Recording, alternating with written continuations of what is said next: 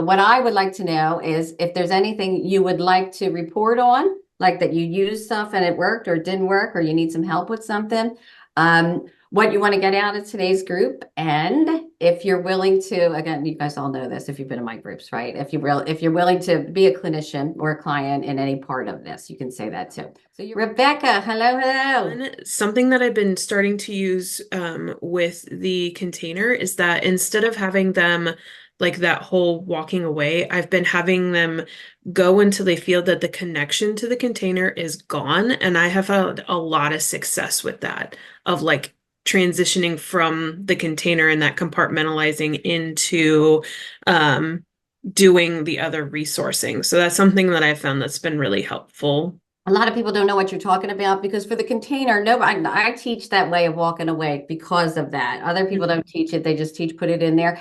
What I have found is what you just found about the connection. I have found that when people start to walk away and I say, be mindful of walking away and leaving everything safely, securely put away, right? As they walk away, you're either going to get neutral and or positive, and then you're done. That's the connection you're saying about the connection. But Mhm. if it's negative, it means you're either going to have to create another container because two things are in there that shouldn't be, or you're going to take some stuff out or put some stuff back in. And I found that that was the helpful way to get, if because people would say like, no, it's okay, like they're going to just leave it. I don't know who this is, but I'm not letting anybody in. Go on. I'm sorry. That's why I was telling you. So not everybody knows that what you're saying, walk away, like that walk Oh, away gotcha. thing is what I instituted. That just like you're saying, this works better for you. That's Mhm. great. Let Yeah. that be. Because I work with kids and teens. So I think them having that visualization of that disconnect instead of just letting it go, I have found that they've been able to focus a lot more on what we're doing after it rather than still thinking about the container so they feel like they have that true disconnect. Something that has been coming up recently that I find very interesting in terms of the buzzkill that we've talked about a lot, Gerard. Um, I am having a resurgence of kids having urges, and I'm not sure if it's the fact that they are kids and teens that the processing is just going to take longer. Mm. So, upcoming, I'm going to be doing some more of that desensitizing with the buzzkill to see if it needs just that extra time to stick, if you will. One of the main ones I have, she has very low processing speed, just in general, she has an IEP for it. So she's one that I'm going to have to do it again with. So just an observation that I've noticed that I know that you've noticed that you haven't had to do it again, but I'm noticing that like it's about 4 or 5 months and now we're having to redo it. No, that's very interesting, Rebecca. And a thought I have goes back to sort of Miller's original model is there a sort of a negative cognition that's underlying that or an earlier root kind of thing that needs to be processed through regular, EMDR processing? Maybe the buzzkill, it's all about having them interrupting the behavior for some period of time or giving them some stabilization to then go do the actual, early roots work. So I don't know whether or not that you've thought about, maybe doing some of that, or maybe that's you have been doing that anyway. I'm not sure. So no, I have not done that. So that'd be something interesting to try. Try out. Yeah. Mhm. You have any thoughts, Linda? Yeah, I do. If you do it once for certain things, I mean, you'll hear Miller, everybody across the board will say for some things, this is just, it works and it works like a dream and that's it. And other things, there's no way. I mean, like opiate addiction, you don't do one buzzkill session is gone, or things that people have been in a habit of doing for the last 40 years. They don't just usually go right away. So urge surfing is one of those things. And this is what I mean about EMDR. Take all you know. I mean, I have about 6 books right. I mean, I have tons of books, but I mean, just on relapse prevention, those kind of things. And you can put any of this, add alternating bilateral stim to it. But the urge, like you're supposed to watch yourself mindfully go into the place. Like here you go, you're really doing a behavioral analysis, right? You go back to the last time you did this behavior. What was it, right? What are the antecedents that, that made you vulnerable? So those halt, right? Hungry, angry, lonely, and tired. So you go back there and what was the thing that said, okay, I'm going to use it. And then you go back and you say, okay, we're going to try it again. And this time we're going to say, okay, just notice the urge. Where do you feel it in your body? And you keep the Theratapper on and you go through the whole urge surfing process. There's a trigger, there's a rise. There's a peak, and there's the peak here, and that's when people use, right? And so now it's more connected every time you do it. So at that peak, you can add something else, that other behavior, or just notice it and notice how it goes like this. They all do. That's how urges work, right? But every time you give into that urge, you have more of a connection between the two, rather than can you break the connection and add something else? Because it's not a cure forever. Sometimes you have, I mean, not even sometimes, I would say every time, unless it's something simple, that it's a simple habit. Drugs and behavior, that people are using these things for something. It's not just, oh, I got into this habit and I really like it. It's I do this behavior so I don't do X, or so I feel better, or I don't, I can't be this keyed up. Whatever the reason they're doing it is, you have to either give them something else to do, or what is, I mean, the root. That's what we talked about last time, right? What is the root? And if you process long enough, if you let the person process, you get what's underneath it. But if you don't have the skills to stay stable, you really have to restrict that. Like all of the things we're talking about is just restricting a session. When we talk about grief, I'm going to be talking about restricting a session too, because some people, that they can't do activities of daily living because they're overwhelmed by not just the traumatic overlay, but they're overwhelmed by the sadness, and you have to process the sadness without bringing everything else in. So I like that, I mean, I love Buzzkill, and I like being able to do these things that are helpful in the moment.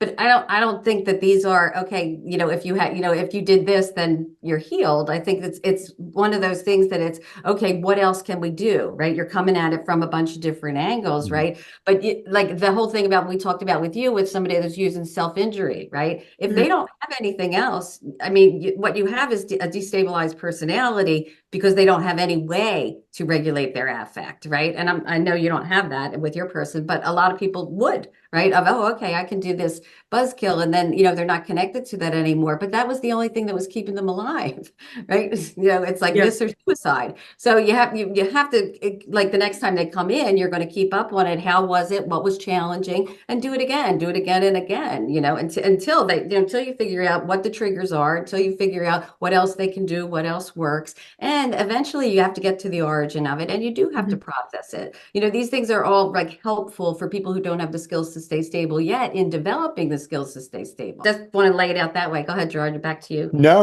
I was just going to say, I'm thinking of a case where I used Buzzkill with a gentleman who was using porn that was tied to drug use with porn, or porn of people using drugs while having the sex.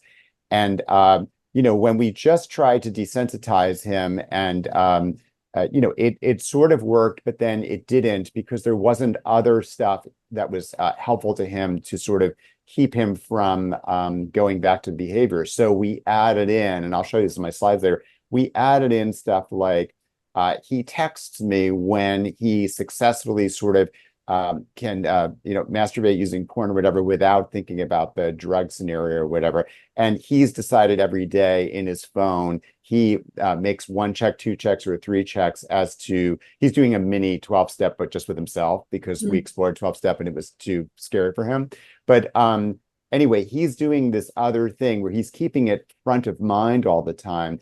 And it's sort of like the Buzzkill sort of helped him get away from it, instead of he was really relapsing all the time. But then we had to add in sort of all the other things that you add in whenever you're trying to get sober or trying to stay away from a compulsive behavior. So I do believe it's a combo deal. Rebecca, that you and I are going to talk, and I want to hear specifically about what what were some of the behaviors like. Was it the hitting the younger sibling, or was it the self-injury or whatever? Because you sort of did take it broader, which is super interesting to me. But I think, sometimes that may not be, it just may not be enough for those, or we may need to add other things. Jennifer Burns, you're next up. I'm super bummed that I missed the last session, so I don't know what this Buzzkill is, but I'll pick it up. I want to say that deconstructing EMDR has changed my clinical practice in such a dramatic way. One testimonial after another here. After 25 years of practice and doing DBT, it's been just, I hate to use the word magical, so inspiring to watch within the course of a session. Some people get through things that I've watched. I've been with them for years trying to help them get through. And specifically, I have a few young adults that I've known since they were teenagers, and their trauma is having to bring their family to DBT. Mm. And the shame and the guilt and just kind of working through that has been amazing. And I'm using it in little places all over the place, and I'm using it for myself. Getting my kids off to college has been a challenge, and empty nest and all of that. So I'm so excited to be here. I do have some questions. Yeah. I have a young woman, and I've known since she's 16. She did PE with another clinician because I'm a little afraid of trauma work in that regard, but chronic invalidation. She cannot come up with a container, cannot come up with a safe place to leave the container. Not with me, not in her car, not in her house. They're gonna find it. Yeah. Linda. I usually, thank you. And what I usually do is have them find a place in their body, not here, Oh, not nope. where lymph systems are, but here in this last digit here or in the baby toe, somewhere where they can put it where nobody else can get to. Like that's I don't think she will. okay. Sexual Go ahead. So, abuse. She can't tap her own body. She's got to use the tappers. okay. Well, What then, else? Give me another well, place. for containing it, she's Yeah. already containing it. The way I would explain it is, look, Okay. this is just about compartmentalization. So you're saying, okay, can you picture this compartmentalization of putting something away until you have the resources to deal with it? So if you're saying somebody's going to get to it, well, where wouldn't they get? That's the only question. Well, where could you put it that they wouldn't get to it? And if it's who are they? Put them in the container. Mom. Can I keep it in my office? I Yeah. have my file cabinets are filled with people's shit. I got news for you. I got family, I got galore. Yes, absolutely. Yep. Okay. And I can take care of all of that. Any imaginable things I could do. I'm really on that. I'm on board. Okay. I guess where I go with it is when I used to do kid work, and I just maybe have her make a container, actual physical container, or to take, like I used to take manila envelopes, or I take anything, and they could crunch up paper, they could do stuff, they'd stuff it in there, we'd seal it, we'd tape it, and like have her put it, like bring it to you, like physically, and practice compartmentalizing in a really kinesthetic way. Uh-huh. I don't know, Love that's that. just, Okay. she may have trouble doing it here, so if she can do it here. I like Linda, it's not just imaginal. When I was a kid therapist, I had it all over it was in my file cabinet, Rebecca's laughing. So you could try that. Okay, that's fabulous. I love it. Yeah, the thing is art therapy too. I mean, container is one of the things that people do in group therapy all the time is draw it, build it, whatever, like that's pretty, you can even leave that container. And what Kate's talking about with the manila, like writing things down and putting it in the envelope or putting it in this box. I mean, I've done it with teenagers who don't want to do any shit with me. They've all done it and they've all used it. And I have a lot, when I was in community mental health, I used to have my file cabinet filled with other people's, like from art, from their art thing, whether they used paper mache. I mean, I could tell you, I have lots of containers that people have like built together, and then they say, "Can I leave it in your office?" Absolutely, absolutely. I am so good at that.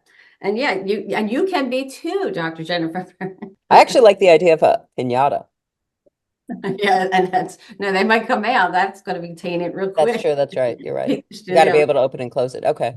I had one teenager use a bubblegum machine, right? And just filled it all up. And that's when we were going to do memories. She would just do that and pull them out. I mean, people are fucking creative as all get out. Yeah, I mean, you got to let them do what's going to work for them. So you got to just throw out all kinds of suggestions, throw it at the wall, whatever, what sticks will stick. And everything doesn't stick with everybody. That's the thing, right? So it's like all of these things that like we're saying, like you can use these things and add alternating bilateral stem to it. Like if somebody does it in art therapy, why did you put that on there? Why did you put those pasta pieces like that? Oh, because I put them there like that because they remind me of, right? And I put it this way, it's so it couldn't be opened by anybody but me. That's really what you're doing. You're just adding it to that. And so any of the things that you know already, which are tons, especially if you're teaching GBT, right? Tons of exercises to do with them to add this alternating bilateral stem and bring everything you know. I mean, when I say bring everything you know to EMDR, it's really the opposite. Bring alternating bilateral stem to everything you know, right? For resourcing piece. And then when you're processing memories, you really need all those skills and you can bring them all back, what worked for each client, right? So that's when we have those kind of things of you write down what is, what are their actual resources, right? Do they have internal resources, meaning I can do imaginal resources, or I can regulate my own affect, or do I have people outside? If you don't mind, can you say how it went with your client? Because you and Nilda was talking about the same client. I think that was the last session we Oh, was had. it? So, okay, I don't know. Yeah, because you missed Buzzcult for the first one. We did Oh, Buzzcult. well, there you go. I know I missed something.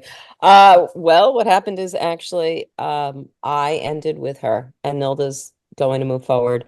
And my understanding is she's grieving me. She had her first, positive goodbye. And it was someone she didn't drive away, but because she sort of graduated, it was a lot of therapy for her. And I think it didn't make sense for us to run over each other. And she also made the choice, we gave her the choice to move forward with the work with Nilda, who's been doing, EMDR for however many years, 20 something years, and me, who's like, feeling my way around in the dark. And she chose Nilda, which I think was the right move and was a choice for herself instead of my feelings and my growth. She really made a choice about what she needed, and I think that was a really positive thing. And we Did had a she write really you a letter? they're supposed to be doing something. They better get me a letter. I don't know what's A happening. And card now and I a don't talk to gift. Nilda every week, and I'm so sad. Yeah, well, I mean that processing piece of being able to end it that way, interpersonal effectiveness, right? And being able to Mhm. end it with a letter and say the things that are helpful for her to say to you. I mean, I think, and then, Nilda can do that, tapping that in too, like I think that's a really good idea. I legit asked her to, so I will follow Yeah, up on I'm sure the client wants to anyway. I mean, you yeah. want to do something. And I think that like people, you're not just referring her to somebody, you're saying, okay, I'm stepping back so you I'm can. stepping back. And I'll be here on the other end as needed if you want me or need me or whatever. What would you like from today, Jen? I'm gonna maintain my wanting to observe. I'll defer to you on that, but it was so helpful to watch Rebecca do the role play um with the young person who like brought up that feeling in her about right not wanting to treat it. I train a lot of our therapists at my center, and so I've done that with all of them to address therapy interfering behavior on the part of the therapist. Can I And step in? Because I actually have had such good sessions with him since oh, that. And we've developed a whole system now where he cannot verbally explain what he's feeling, but we came up with like emotion cards, and I would not have been able to do that without mhm, that session because I wouldn't have been able to like let the creative juices flow, if you will, because and you're get so myself out of the way and see what he needed. So it's been very successful. it's changed a lot of their work that they're doing, and that especially with newer therapists who have a patient that makes them feel incompetent, to bring a different energy into the room. So yeah, I'm just gospeling all over. Yes, I want to watch, I want to learn. I feel like that did work for me a lot because I have been able to just then bring things back and bring them into my practice. And of course, Linda, if you feel like that's unacceptable, I will defer to you. What's unacceptable? Me just being an observer. You can be whoever you are and whoever you want to be. I only said that at times when it's like, okay, when nobody wants to do anything, I always say, I'm already good at this. You need practice. I've been practicing longer than you. That's all I'm saying. Not I'm better than you. I just do it longer. But We'll you see are, where I am at like 1:30. Maybe yeah, I'll be. you are absolutely within your rights to do or do whatever you want. Okay. Thank And you. I'm really happy that it's working for you. And I think, Rebecca, that's a perfect thing to do with our clinicians too.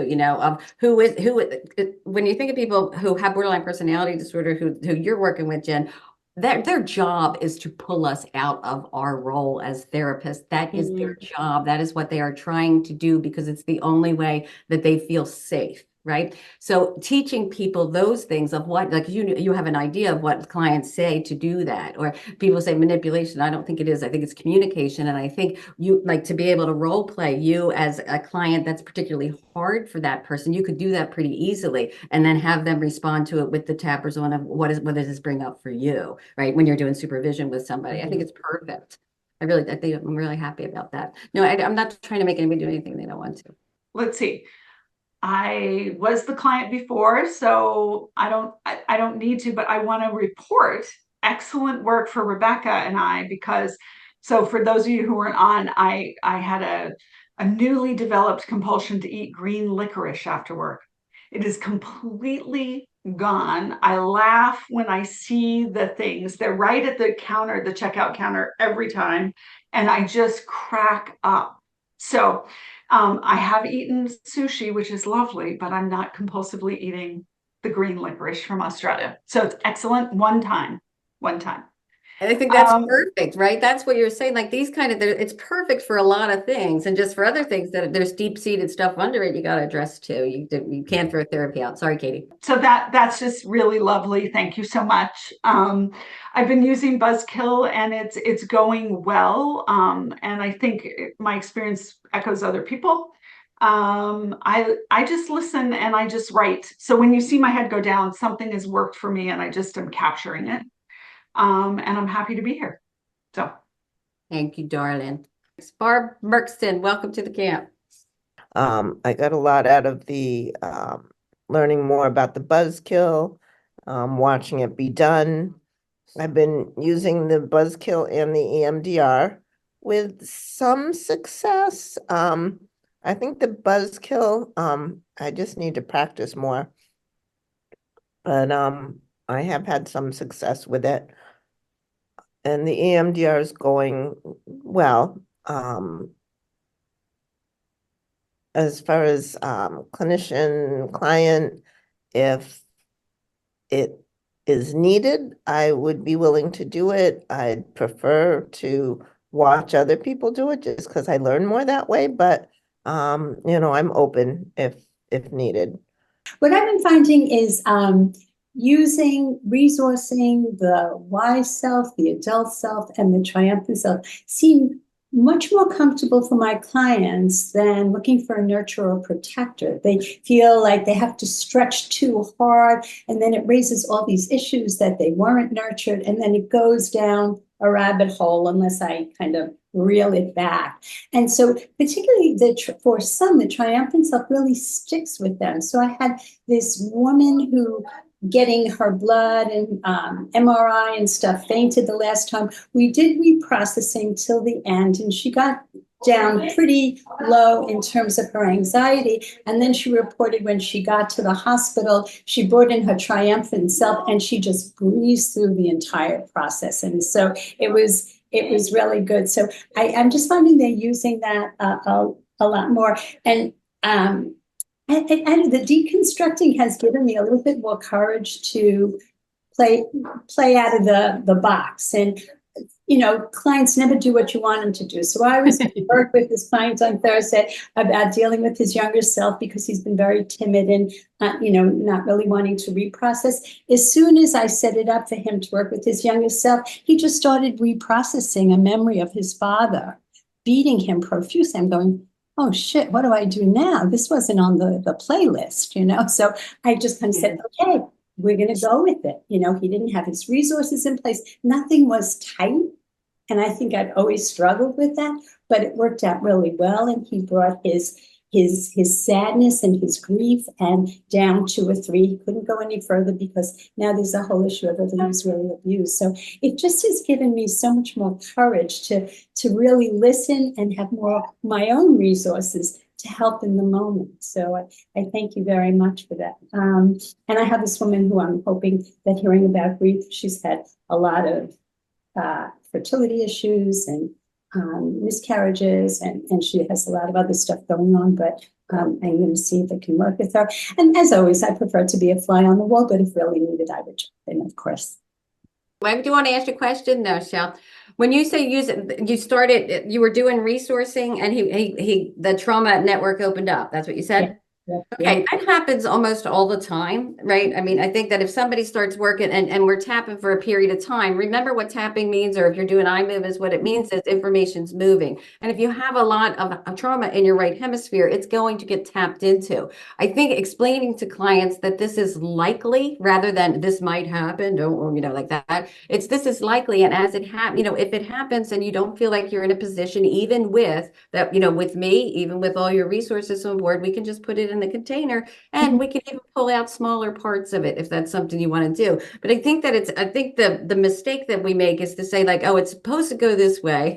And our clients, I always say that like kids, now if you bring in something for them to do, they want to do something else. Same thing with group. Whenever I brought in stuff for group, it was then everybody was willing to work on something else because they didn't want to do whatever the hell I wanted them to do. And so I agree with you, but I absolutely think we should empower people to know that's got, like this is the most likely scenario. If we start working with something that has connections to the trauma, that trauma network will get lit up, right? And we'll just talk about it before we start doing this is, if it's a good time to do it today, we can just process. If it's not a good time, we can put it away and, put it away in the container and bring on some more resources and see if the resources are ready to be able to do it the next time. I think that's really that's the best way to do it, because EMDR is not mysterious once you understand what's happening, once you understand, oh, okay, this just means that information's moving, increasing interhemispheric communication just means that all of these implicit memories in the right hemisphere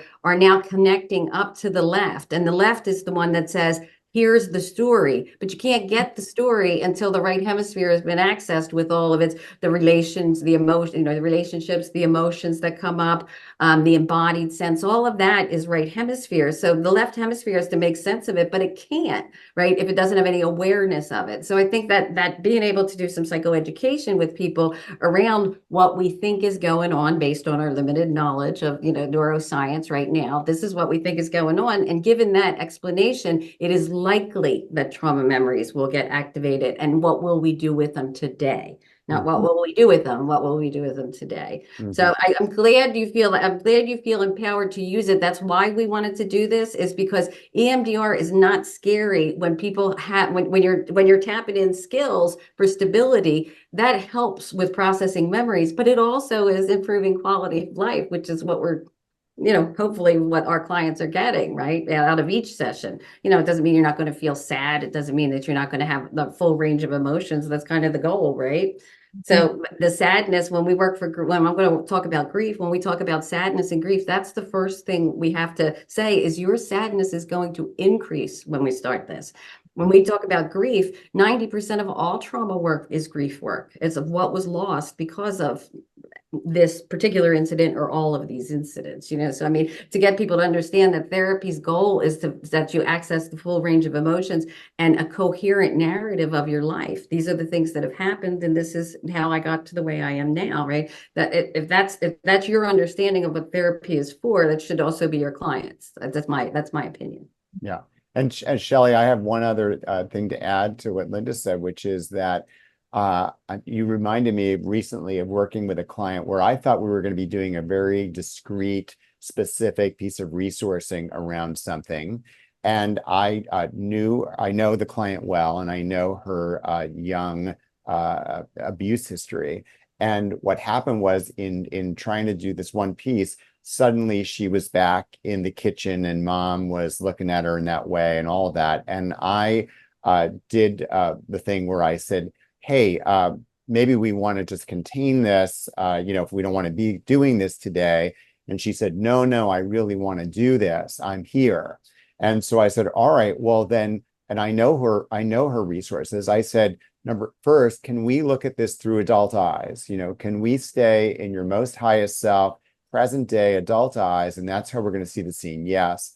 And I heard her voice stay adult, because sometimes her voice goes young when she's not. When she's in a child state. And then I said, and also, can we bring in your guardian angel? Because she has a guardian angel that she still uses in her life, but that appeared as childhood for obvious reasons, or for, whatever, metaphysical reasons. I don't know. But anyway, the guardian angel is a big player. And I said, can we have the guardian angel with you, with her arm around you while you watch the scene? And she said yes.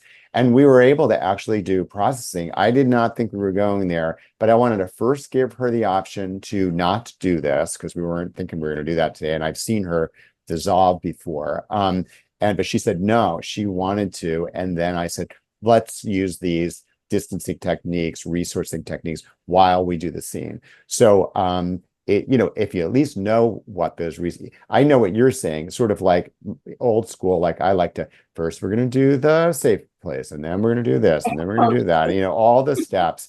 But sometimes they just go into the memory, and you're like, all right, are we going on this ride or not? And if so, how are we going to do it safely, where we keep you in your body and in the present, and together, and us connected while we're doing it?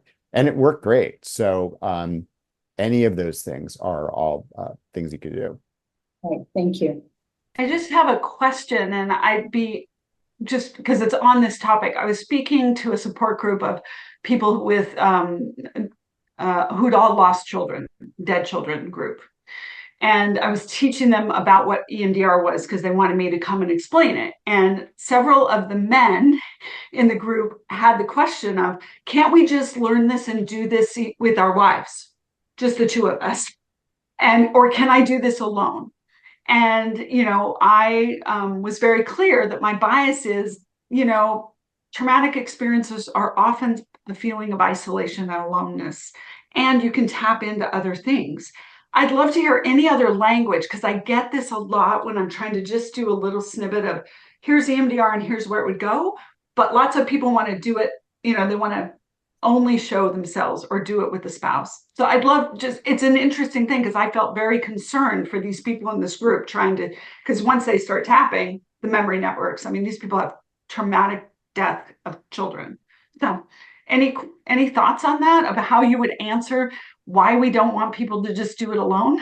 You mean alone, like back in their house, not with the therapist? Is that what you mean? Or alone with can't they read a book and do it alone with their wife who also lost the child? The answer is yes, you can do whatever you want, right? Because you have to say that. The answer is you're an adult, you can make your choices. And I can tell you there's virtual EMDR platforms that people can go and do self EMDR on. And then you can say what your concerns are. My concerns are you lost the child too, and you holding space for somebody who lost the child might not be might not be the most effective, and it might not be the best thing for you or for your wife, right?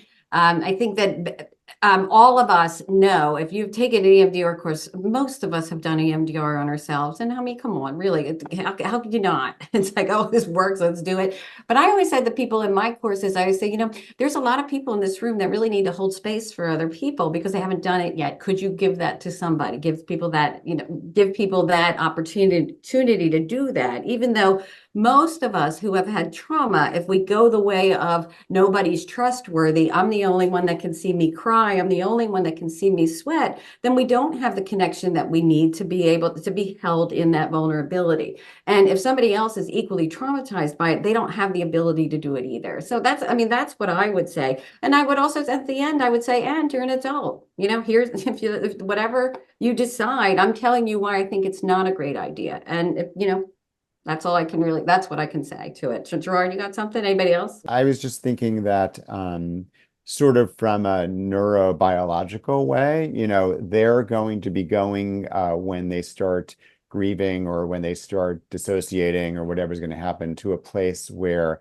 there's they're going to sort of leave the room, if you will, and just sort of from a safety way or from a connection or a way to have somebody stand. I think besides psychedelics, it's like, yeah, you could trip alone, but isn't it better if there's somebody that, as Linda was saying, holding the space for you, and a professional, and there's some value to that, and so that if they become unglued in a way at home and it's just them, and then they decide, well, I'll use alcohol or, get my car or something or other, that doesn't seem so great. Whereas at least if they're in the room with a professional, you have grounding techniques, you have ways to sort of get them to become re-embodied. So the psychoeducation piece of it, Kate, about explaining to people, I don't know that if I'm going to hold space for somebody, I don't know what your history is. I said as well. Yeah, I don't know that. I don't know that because a lot of people have memory. If you have gaps in your memory, like you don't know what's there. So that's what we're trying to avoid, is tapping into older stuff that maybe you don't have the resources right now to recognize. So the same things you would say to any clinician, of why you wouldn't do EMDR with people that don't have the skills to stay stable, or people that have a whole lot of trauma and you don't have any idea whether, destabilizing them by processing the memory is going to make them better or worse. And so even if you don't know as a clinician, and that's true, a lot of times we don't know, right? I mean, if you say, okay, we think the person has the skills to stay stable, we've collaborated on that, and they don't tell us their history because they don't know it, right? Of course, like what are you going to tap into if there's 8 years that you have no memory of, and there's collaboration, the bad shit happened. So, I mean, I think just being clear with people, that's the reason. It's about safety. Thank you. I was pretty clear. This is my clinical bias. You can do what you want. And I said many of the same things. Fascinatingly enough, one guy was a fire chief and one guy was ex-military. And so they really are used to being in that, so it's just interesting. But the great thing about it, oh, sorry, you were going to say the same thing. I train the EAP for PA for the state troopers, and they will not let anybody see them sweat, but they will let me hold space for them as they do their work. They'll let me hold, because somebody making sure they don't go in every direction, that we can keep it contained, and so that's the same crowd you're talking about. Go ahead, George. No, same thing. I mean, when I worked for 10 years with veterans and CIA operatives, there's stuff that they can't express because it was illegal. Or there are people, there would be things they had to do that were part of their job that cannot be disclosed. So I always just say, lucky you found an EMDR therapist. You don't need to tell me any of this. This can be totally silent.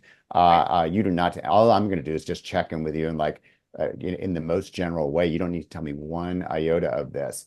And, that's where I just sort of flip it and say, this is perfect. And then this is tailor-made for you. No CBT, no PE, no writing it down, no scripts, no, this is just you. That was the one that I regretted that I didn't say when I'm driving away from the church, is I didn't say, you don't actually have to describe anything. Because I had just a quick, informational thing. Thanks, guys. But I want to say too, because anybody that works with people who have had sexual abuse, which is all of us, because 1 in 3 girls before 18 and 1 to 5, 1 to 6 boys, right? So people who have sexual abuse, some of them will not, they'll say, I absolutely will not discuss this. I absolutely will not tell you. And if you ask me what the image is, I'm not gonna tell you that, so we can't do EMDR. Assure people that is not the way EMDR works, right? If you are processing what you need to process, all I need to know is you're processing or you're stuck. That's all I need to know, and I think that's probably it. So I always think that anybody that learns through joy, I don't even understand them. So got to get burned a few times, right? And I think most people do. They get burned of, okay, well, I thought the person, I thought I had this skill and I'm going to use the EMDR on whomever, right? But it's absolutely the wrong way to deconstruct the EMDR. You have to understand what we're doing with the EMDR first, and then you're saying, look, Shapiro brought all these components together. We're going to take these components apart and just use these 4 and not use the other ones right now. But you still have to understand where she got all her components from. I mean, they weren't whole cloth. She didn't pull it out. She didn't make this whole thing out of whole cloth. It's all the things we already know. She used CBT, psychodynamics, psychotherapy, NLP, all of those things that she pulled together, exposure therapy, to create EMDR. It's fabulous, right? But it's not new. So to be able to take them apart and use the parts that are helpful is really what we want to see people do. But that doesn't get anybody away from having to understand what EMDR is or what we think EMDR is, right? And what it's doing. Sorry about that. Hey, how is everybody? I've got so much gratitude for these sessions. Shelley said it's given her the courage. I don't know that I'm at the courage place. I feel like I've gotten permission to break some things down, and that's been helpful. I haven't used the buzzkill piece yet, but I've more freely used Pharaoh's come up a lot with several clients and been helpful. But I do a lot of grief work, and I was so excited about this topic. It could not be more timely. I've got 2 brand new clients, one I met with already, one I'm meeting with. That I met with once, and the one I met with once specifically is interested in EMDR. Severely depressed, and depressive episodes always happen when there's loss, has had a lot of loss and grief in the past year and a half, like 4 people, and also grieving that they made a suicide attempt prompted by a medication, not because it's something would have ever done. And they're a clinician. So some of the grief is shame. So was really excited for this. And I'm willing to do whatever. This client that you're seeing, she had 4 losses of people, 4 relational losses. 1 relational, 3 death. Somebody said this earlier, I just want to reiterate. The grief process, right? The grief process is a process, and it doesn't go the way we were taught that it goes, Oh, God, no. or this. It goes, they're all included. It's just not in the order we said, could we please have them in an order? I think that the grief piece of it and the shame and all the stuff that you're covering, when you start, I would do the suicide first, by the way, right? That's the first one the suicide. That's weighing heaviest on her. Yeah, absolutely. And right by the now. way, anybody should say that when somebody comes into therapy, what is causing you the most distress right now? Mhm. Because that's really where you want to go, right? I mean, if somebody comes in and says, part of this is I lost my dog, and you want to go to childhood sexual abuse, you're on the wrong page. What brought you to therapy, right? What's the presenting issue and what's causing the most distress? So if you're helping people decide what to process, you would just give you would give this therapist that same thing of saying, if this is the thing that's causing you the most distress, I think we should process that first. And if you think she has the skills to stay stable, there shouldn't be much more than just doing the resourcing that you ordinarily do, right? Container. And I would say all the other losses to put them away, right? And, I said, like, I think that gumball thing that I told you about was because I told somebody that, they had so many memories that had to be processed, and we had to put them into, different categories to process them. But just to say, they're all in there, and they're all housed, and we will get to them. As your resources increase, we'll get to them. But this big thing about shame, about being a clinician and either not realizing something in the medication or the way it reacted to you, whatever it is. Well, I don't know what the big, what the big shame is about that. But she knows. That's something she would never have done. She's a clinician. She can't believe that that's something she did. She's just take medication. Is that what you're saying? No, the suicide attempt. Right, but you said it was medication induced. Yeah, it was a reaction to an antidepressant. Yeah. So there's something under that, right? There's something before that because that shame doesn't come up from I took a medication, and I mean I get that, but it can't be, because any one of us can say, okay, in our left hemisphere we can say I had a reaction to medication, and I like anybody that takes the Xanax and like at night and they do shit that they don't know, like who takes responsibility for that? If a doctor says, here, you're in the hospital, take this pill, right? Yeah. And you do something that's goofy, that's not a shame piece. That's a what the fuck, you know what I mean? This is bizarre that this happened. So the only reason I'm saying it is because there's shame for something, and so anything else that might come up. Yeah, and I've only met her once, and there's a little. She's the family caretaker. Sounds like there's lots of fun childhood things too that we didn't get into, and yeah, there's a lot of complexity, and she wants scheduled twice a week because she wants to fix this now. Well, that's every other trauma client wants to white knuckle it, like every single one of us. Do it, whatever it is. This don't work. Go ahead, Jen. Being a clinician doesn't protect you, right? And I think that I'm just sort of thinking a lot about that pressure we may put on ourselves to be more perfect human beings with more perfect coping. And so I think also just clarifying, just because you're a therapist doesn't mean that you're all healed, obviously. Yeah, thank you. Yeah, we talked about well, even more so. Most of us are wounded healers to begin with. I mean, we came into the field for a reason, right? Heal yourself, heal your family. Only the first one works. So what would you like today, Cal? I'm not sure exactly, because I always feel like I take something from these.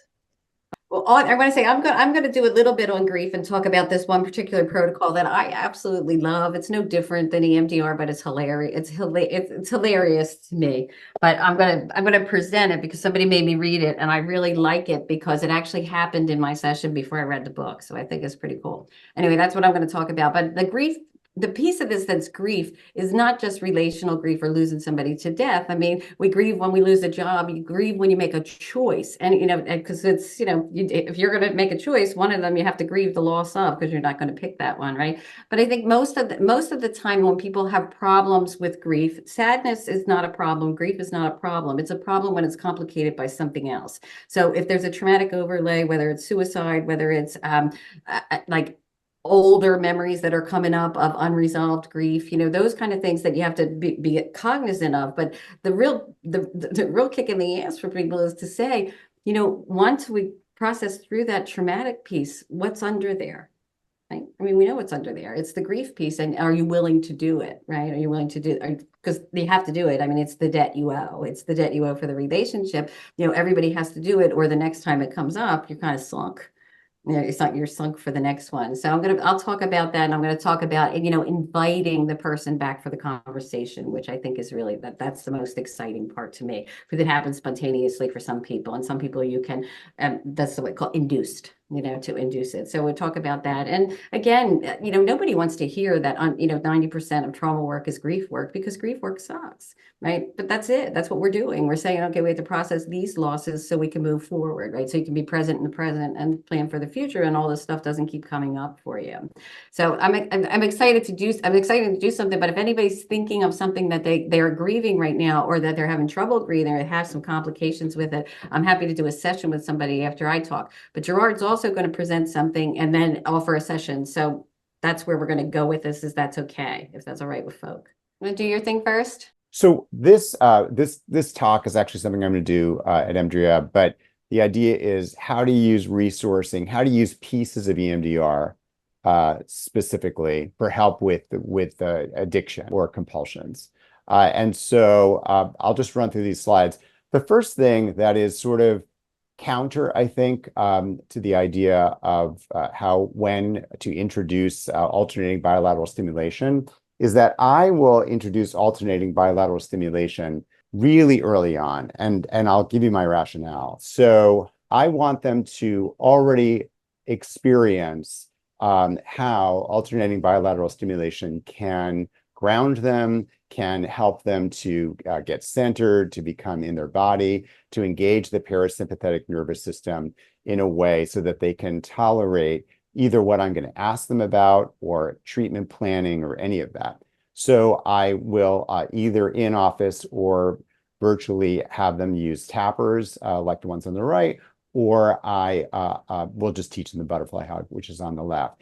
And why do I want to do it early on? And let's start with the caveat.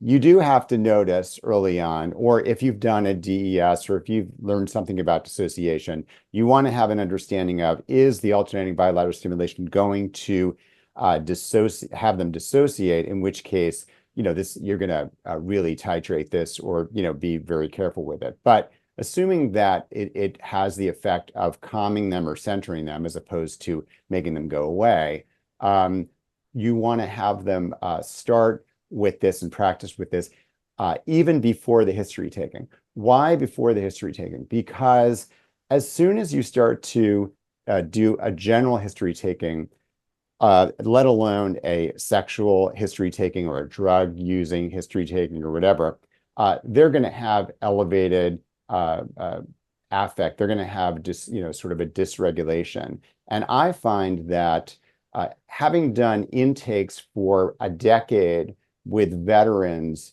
over the phone about their PTSD and their stuff, I just witnessed so many people, just in getting the information, become so dysregulated, hang up, a couple of times having to call 911, that I have a real respect for the fact that, when you're asking people tough stuff, or even when you're just, it's not in your agenda to have them tell you tough stuff, but they're finally sitting in front of a clinician who might be able to help them. And even though you want to do a structured, history, they're like, no, they're going to just go right into telling you, something big, big news that you weren't planning on. So I like to have the extra help of being able to calm themselves while doing this. So when we're doing the history taking, during history taking, I like them to be tapping or holding the tappers, because again, you get to I don't know, just starting with childhood. What was it like growing up in your house? Was it a safe home? I mean, these are super loaded questions for our clients. And if I've got anything in my, at my disposal to kind of help them stay in their bodies, I want to be able to do that. And similarly, when I'm doing assessment or treatment planning or goal setting, and I'll talk more about that in a minute, I just can't think of a reason other than if the tapping is going to make them dizzy, going to make them dissociate, going to make them, not be comfortable. And then we stop it. We do some grounding stuff to make sure they're okay. But I don't know, the majority of the time, even with with a lot of my clients, this ends up being more of a help than a hurt. And I know that this is not what most people are taught. We're taught only do short sets for resourcing, only do, the alternating bilateral during the reprocessing. But I think that if we weren't going to do any history taking, or if the history taking was going to be, well, even the one-time car accident, there's still going to be a lot of affect, and it's been helpful to me. When you're doing specifically stuff having to do with alcohol, drug use, compulsive behaviors, and I'm doing a history, I want to know from the beginning all their self-soothing behaviors that they've ever used. And I'm going to menu that from, spinning around in a circle when they were 3 years old to, to food early on, to, maybe self-injurious stuff, to just really all of it. And then, the standards as they get older, all drugs, alcohol, food, shopping, thrill seeking, self-injury, anything that could be sex, masturbation, porn, anything that could be self-soothing. I want to know about it. And I want the whole history for each of those. I want to assess their environmental supports, because I got to know in their environment, if they want to stop drinking, is their partner alcoholic? Is their family all alcoholic? Or is everybody binge eating and they're trying to be the one person in the family that's not doing that? So you just need to understand the environmental supports, quantity and frequency for all uses and behaviors. And again, extent of negative outcomes. Did they crash the car? Did they try to kill themselves? Was there, trouble with the law? Did they lose a business, hurt their kid? And then knowing readiness for change. Are they really, how much? Is it 50%? Is it 51%? Again, using alternating bilateral stimulation when I'm asking these questions can just be sort of resourcing for them. And of course, I'm going to teach them that they could use alternating bilateral stimulation outside of the room, because when they leave my office, they're going to be ruminating or perseverating or thinking about some of the things we talked about. And I want them to be able to calm themselves down. I want to have people be able to, before we do any of the heavy lifting, resource specifically adaptive self-soothing behaviors. Can they walk on the beach? Can they be out in nature? And having them imagine doing that while tapping in the office, just to really start to reinforce that groove as a, as an option for them.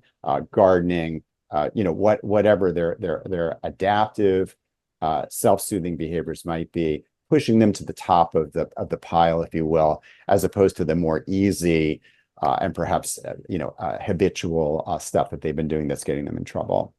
And I share with people, there's lots of great ways to feel better that don't involve compulsive shopping, excessive porn use, whatever it is. And we'll go through these types of things about, tell me about listening to music that kind of gets you going. Tell me about completing tasks and how good that feels. Tell me about having a good night's sleep. And if they're not good at any of these things, having them imagine doing these things and being good at them, or what gets in the way of them being able to do any of these behaviors: exercising, watching something funny on YouTube, eating some dark chocolate, getting out in the sun, walking, perhaps doing some meditation, swimming, petting their animal, getting a hug. It's amazing when you spend the time and actually have people, break it down this way. Let them know that they've got an entire group of options for ways to feel good. Maybe not as good as crack makes you feel in the first 15 seconds. I'm using an extreme example, but certainly something that, in fact, is not so up and down, but is a little bit more of a gradual rise and can be sustained a little bit longer. So explaining why these will get them a neurochemical boost, they will get a little squirt in their brain, in a way that's going to be useful to them, and then rehearsing them and really articulating them. They may not even remember that they like to play the drums or that their dog could be nurturing to them. So just going over it and again, practicing that. If we've got an actual issue that we're trying to keep them away from, so they're trying to not drink and the trigger is walking down the street and there's a liquor store on the corner, that they like to go to, and the person at the cashier is cute. I don't know what, they've just got all these reasons why they might want to go in there. Have them, identify the possible trigger and then ask them to imagine a more adaptive behavior rather than the behavior they're trying to not do. And imagine, so it's behavioral rehearsal, future template with tapping or with buzzing in the office. And just have them close their eyes and go all the way through it. And then I ask them, how did that go? Did it work? Well, it worked until I remembered I really do like X, Y, Z. All right, what can we do? And then you just go into problem solving. Well, how can we avoid that? Maybe we could do something different. What else could you try? And then just continue to try to shape the behavior imaginally, and give them an opportunity to tap them in and start building that neural bridge towards the new behavior. In between sessions, just sticking with the experiment. So they can try out their resourcing in real life, make notes on their phone, or they might just text me.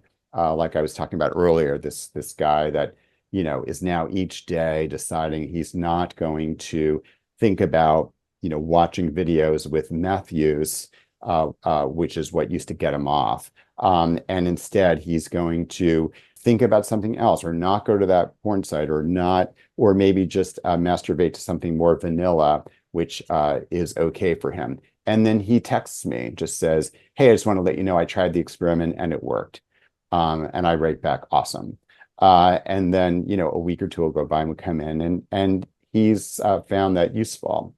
With setting treatment goals, same thing. What would they like? This is sort of like future template. What would they like their life to look like without, the addiction or compulsion? How would they imagine that? And then having them tap that in, buzzing that in. So giving them sort of a vision for the future, and again, creating a neural bridge to that, if you will, through the resourcing.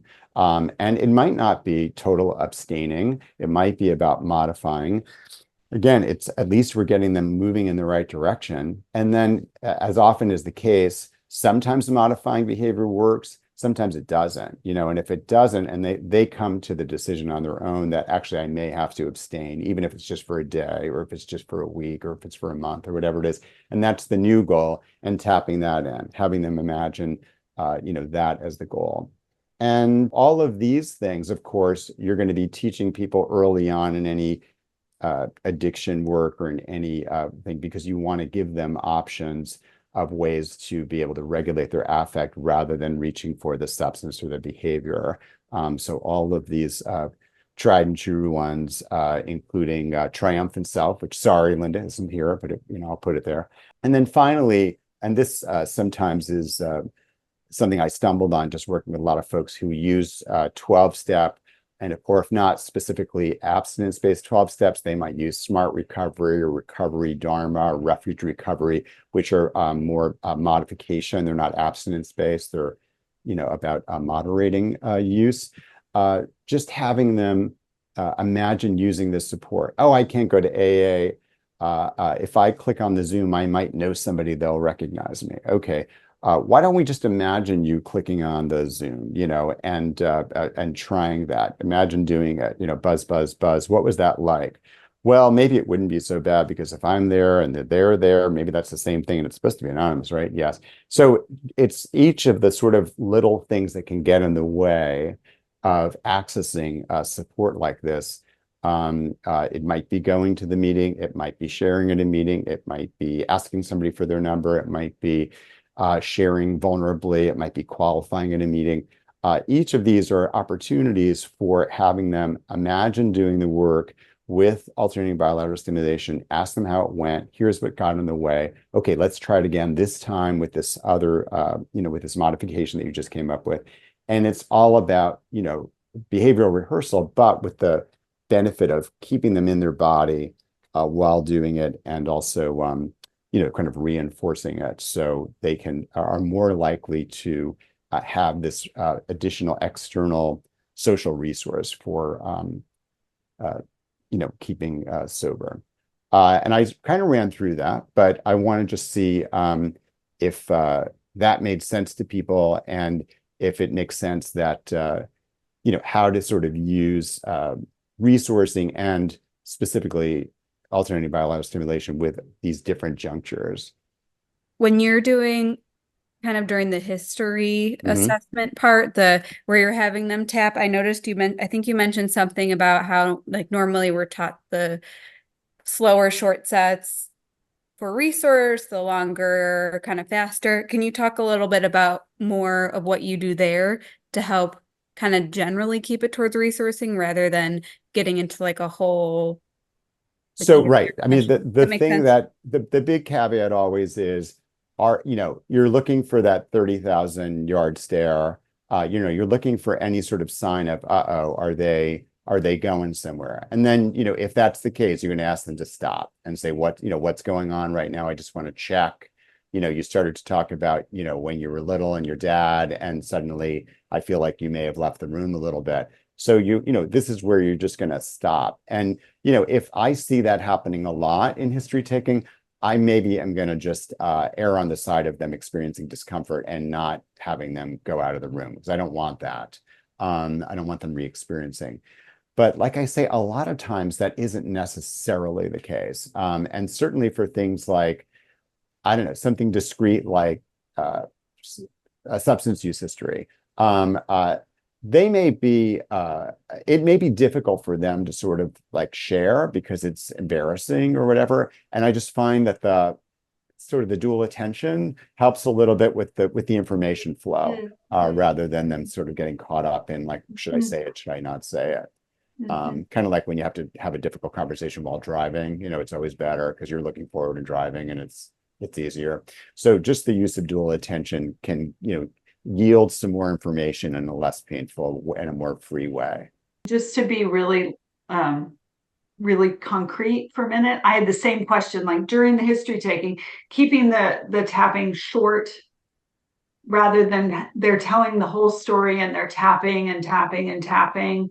It's more the shorter saccades, right?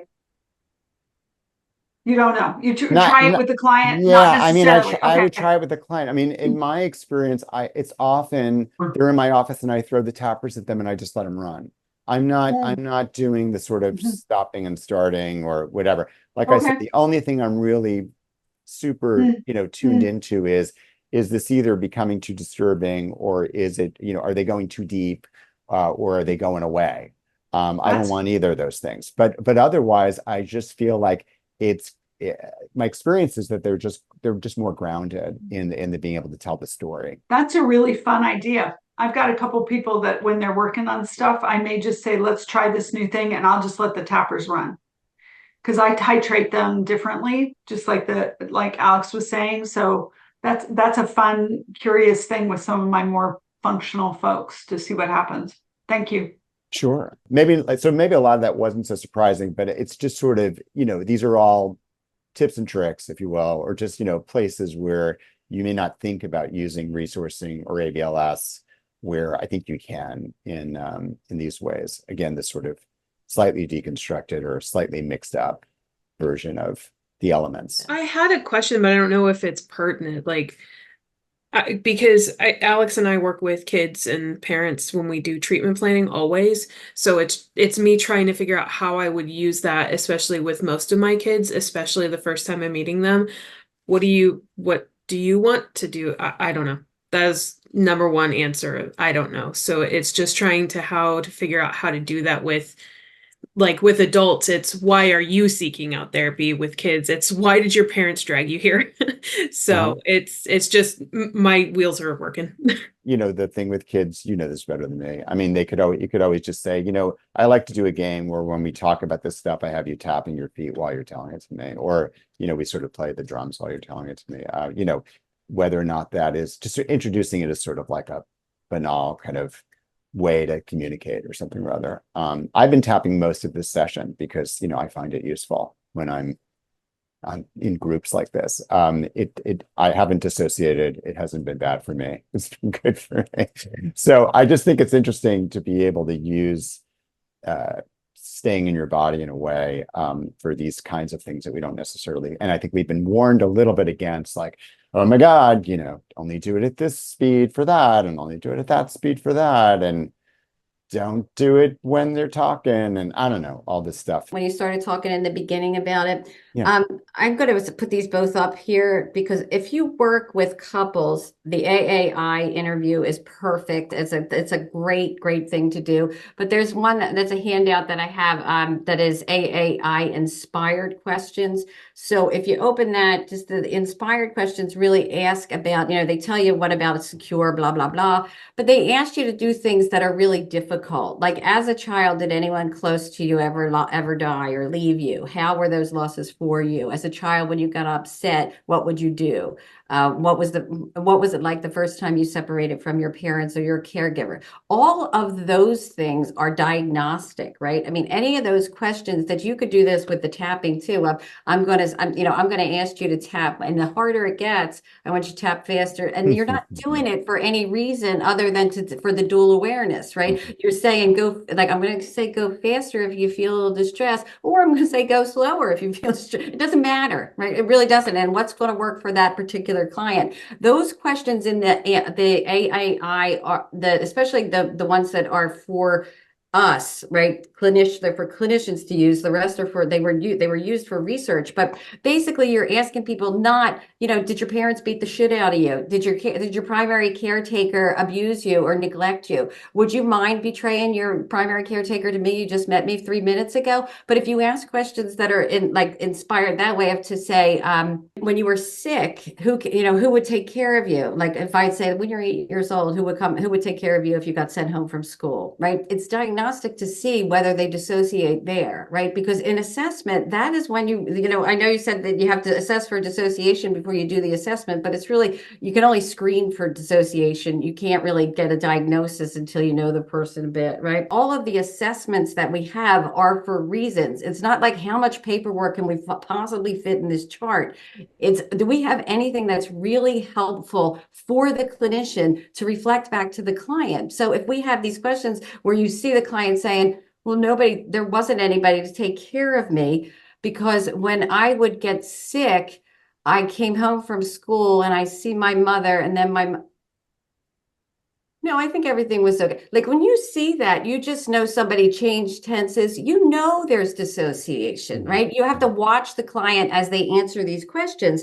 And the tapping piece of it, if you don't know if the tapping is going to make somebody better or worse, keep the set short, period. That's my opinion to everyone. If you don't know, because if you have somebody that you haven't done an assessment yet, and this is part of your assessment, right? And you have them tapping and they're talking about the relationship with my sister. I'm here because I lost my sister at X. Okay, start tapping. Well, anything else that's connected to that can come up. And that's not what we're trying to do in our assessment. What we're trying to assess for is not just what their trauma is, what are their strengths? When they first come in, that's what we're doing. How did you make it, right? How did you get from your childhood to my office? What did you use? Was it, people will always say to me, well, I'm embarrassed to tell you. And I say, well, I'm not embarrassed to tell you that anything that you used kept you alive to keep you, to get you here to me. I think it's all admirable, right? So whatever you tell me or don't tell me, it's okay, because you're still here, right? You're here to do things differently, or to change your future.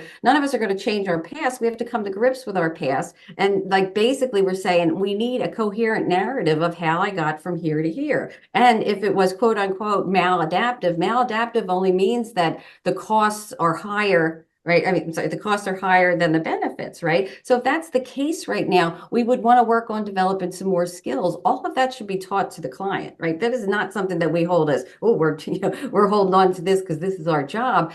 We're telling them what we're doing and why we're doing it. So if I put them up there just for that reason, because if you're looking for some questions that are helpful, to ask a client to see if it triggers them, the AAI inspired ones are the ones to do it, because they really ask the questions without saying, could you throw your caretaker under the bus for me because I'm asking a question? Even if you're asking it for ACEs at that point, how many adverse childhood experiences have you had? You're still asking somebody to betray their caretaker to you, and they don't know you, right?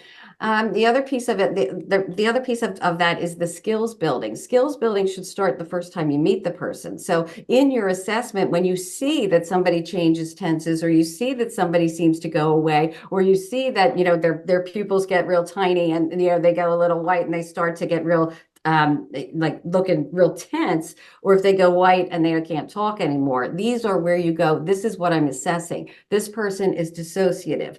I am going to be in phase 1 for some time, because there is no corrective when somebody is dissociated. If I'm dissociate, I am only taking information from my internal world. Nothing out there is coming in. So it's not being processed, right? It's like none of that's working here. So if that's what you see, you have to be able to communicate to the client. Most of the work won't be, you came in for EMDR, right? People are coming in now and saying, I'm here for EMDR. You came in for EMDR, but we can't do EMDR until you have the skill of mindfulness. And the opposite of mindfulness is dissociation, disconnection and dissociation. And that's what I just watched you do. Something triggered you. It was too much. It was overwhelming. And you went somewhere else. Where'd you go? Did you notice that? What's the trigger for it? You don't have to tell me. I'm saying this is what you need to know in order for you to stay present, right?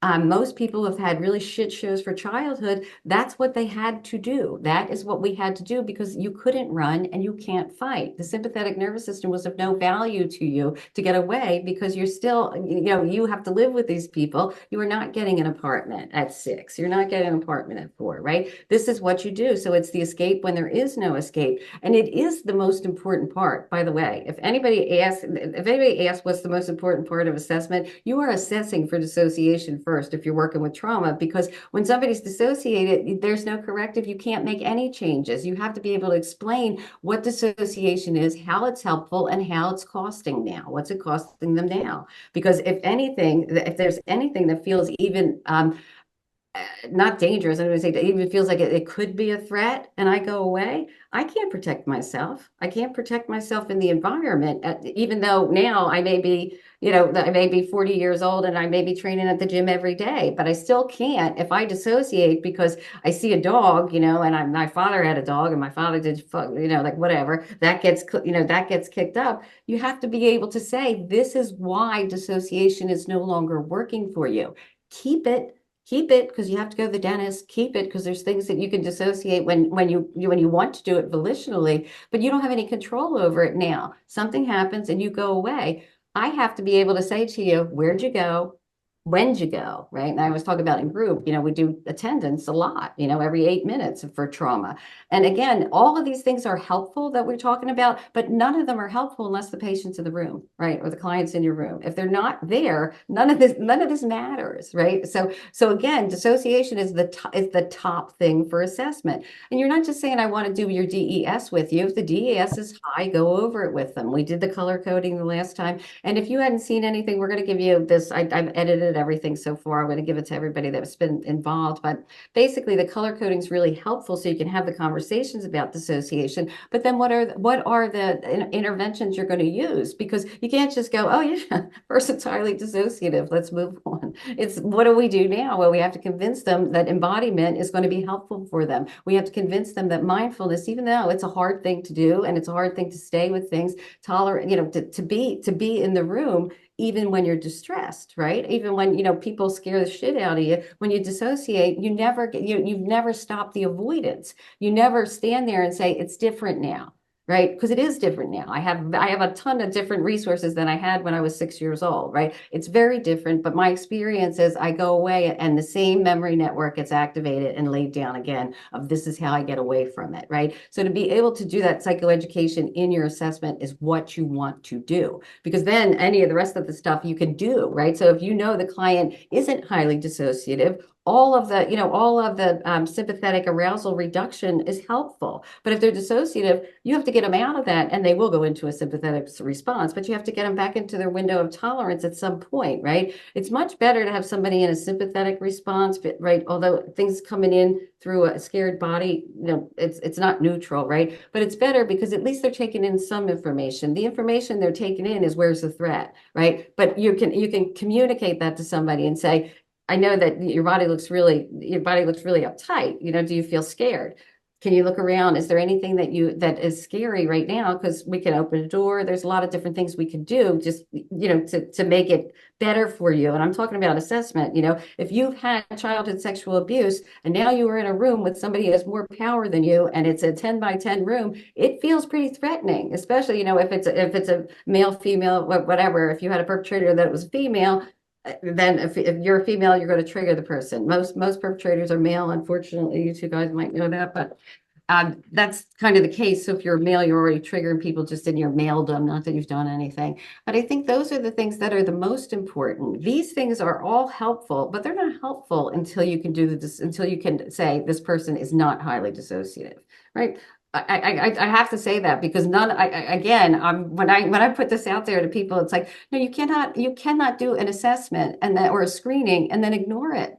Right? It's just not helpful, right? That you do an assessment, and then if the assessment shows that there's dissociation, the screening has screened them and said, yes, look into this. Then you do a diagnostic. The diagnostic is either the DDIS or the MID, or there's two other ones, but I think those two are the easiest and they're free. I have them send them out to everybody. But again, if you're working with trauma and you're not doing this, you're re-traumatizing folks. That's really what we're doing. And I mean, before you know it, it's not saying, oh, you did terrible things. It's saying when you know better, you do better. And we have to do better with this crowd because, structural dissociation, when you're marinating in trauma in your childhood, structural dissociation it's not like an outlier. It's I would say it's the norm. If you have early and severe trauma and you don't have any attachment figure, you got a lot to do, right? Relationally with the client, you got a lot to do. What did they miss? Well, almost everything. The only thing they didn't miss was how to stay alive. So again, I know that I hear myself and I sound like I'm really like, but I really want to communicate that it is. I mean, I've seen many people F this up, myself included. When I came back from my training, I re-traumatized two people, and neither one of them will ever do emdr or trust that trauma therapy is good for them, right? Because I activated trauma and thought, okay, well, we can process this trauma. Well, these are the people that never have a felt sense of being seen, held, loved, liked, any of those things. They don't have a felt sense of it. You can't really give them resources until they have a felt sense of what that resource is, which is bringing me to one more point, and then I'll shut my mouth.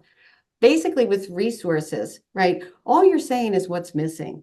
Right? What is missing? And we talked about provisional resources. You weren't here for this. Some of you, but provisional resources. Neil just said, what do you mean by provisional resources? And provisional resources is a term that Shirley Jean Schmidt uses to say provisional resources are everything but your adult self. Adult self meaning wise self in DBT means here's your emotional self, here's your rational self, here's where they meet, here's your wise self, where that Venn diagram meets. Triumphant self is different. Triumphant self is an embodied experience of doing something effortful, right? Challenging, and you bringing yourself to it and moving through it. And that moment of I got this is what's tapped into the body, the emotions, the body sensations, and then a body posture. They're adults, right? Protector figure as an adult, right? Me going back and protecting my child in these when I'm going back and remembering something. I'm having a memory network activated that isn't happening now, but I am bringing resources to weave into that memory network so my body can hold it differently, right? The thing you said, Jen, is the most, somebody else said it too, about none of my clients can do protector or nurturing. Oh, it was Shelley, you said it, and it brings up all of this stuff. Well, that's the diagnostic stuff that these should be bringing up, right? It's diagnostic to know that they don't have a protector figure and never had a felt sense of protection. But have they ever protected anyone? right? Have they ever protected a child, an animal? Have they ever done it? Because that means they have neural networks of protection that you can call on.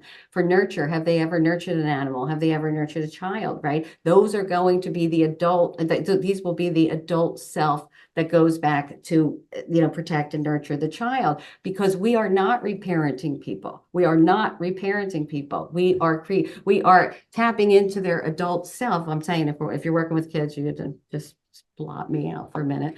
But basically you're saying you are not the provisional resource, but if you can't do it, you can call on these provisional resources, which are ones that you've seen on TV, you have in your imagination, you read in a book, or you've seen somebody do it.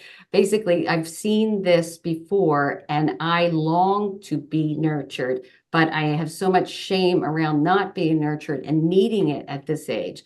This is information we need. And anybody who hasn't been nurtured as a child is going to have shame around that. That is just something that we need to know as clinicians, right? We're going to have shame around the person who was brought me into this world, was supposed to love me more than anyone, couldn't do it. So how can anyone else?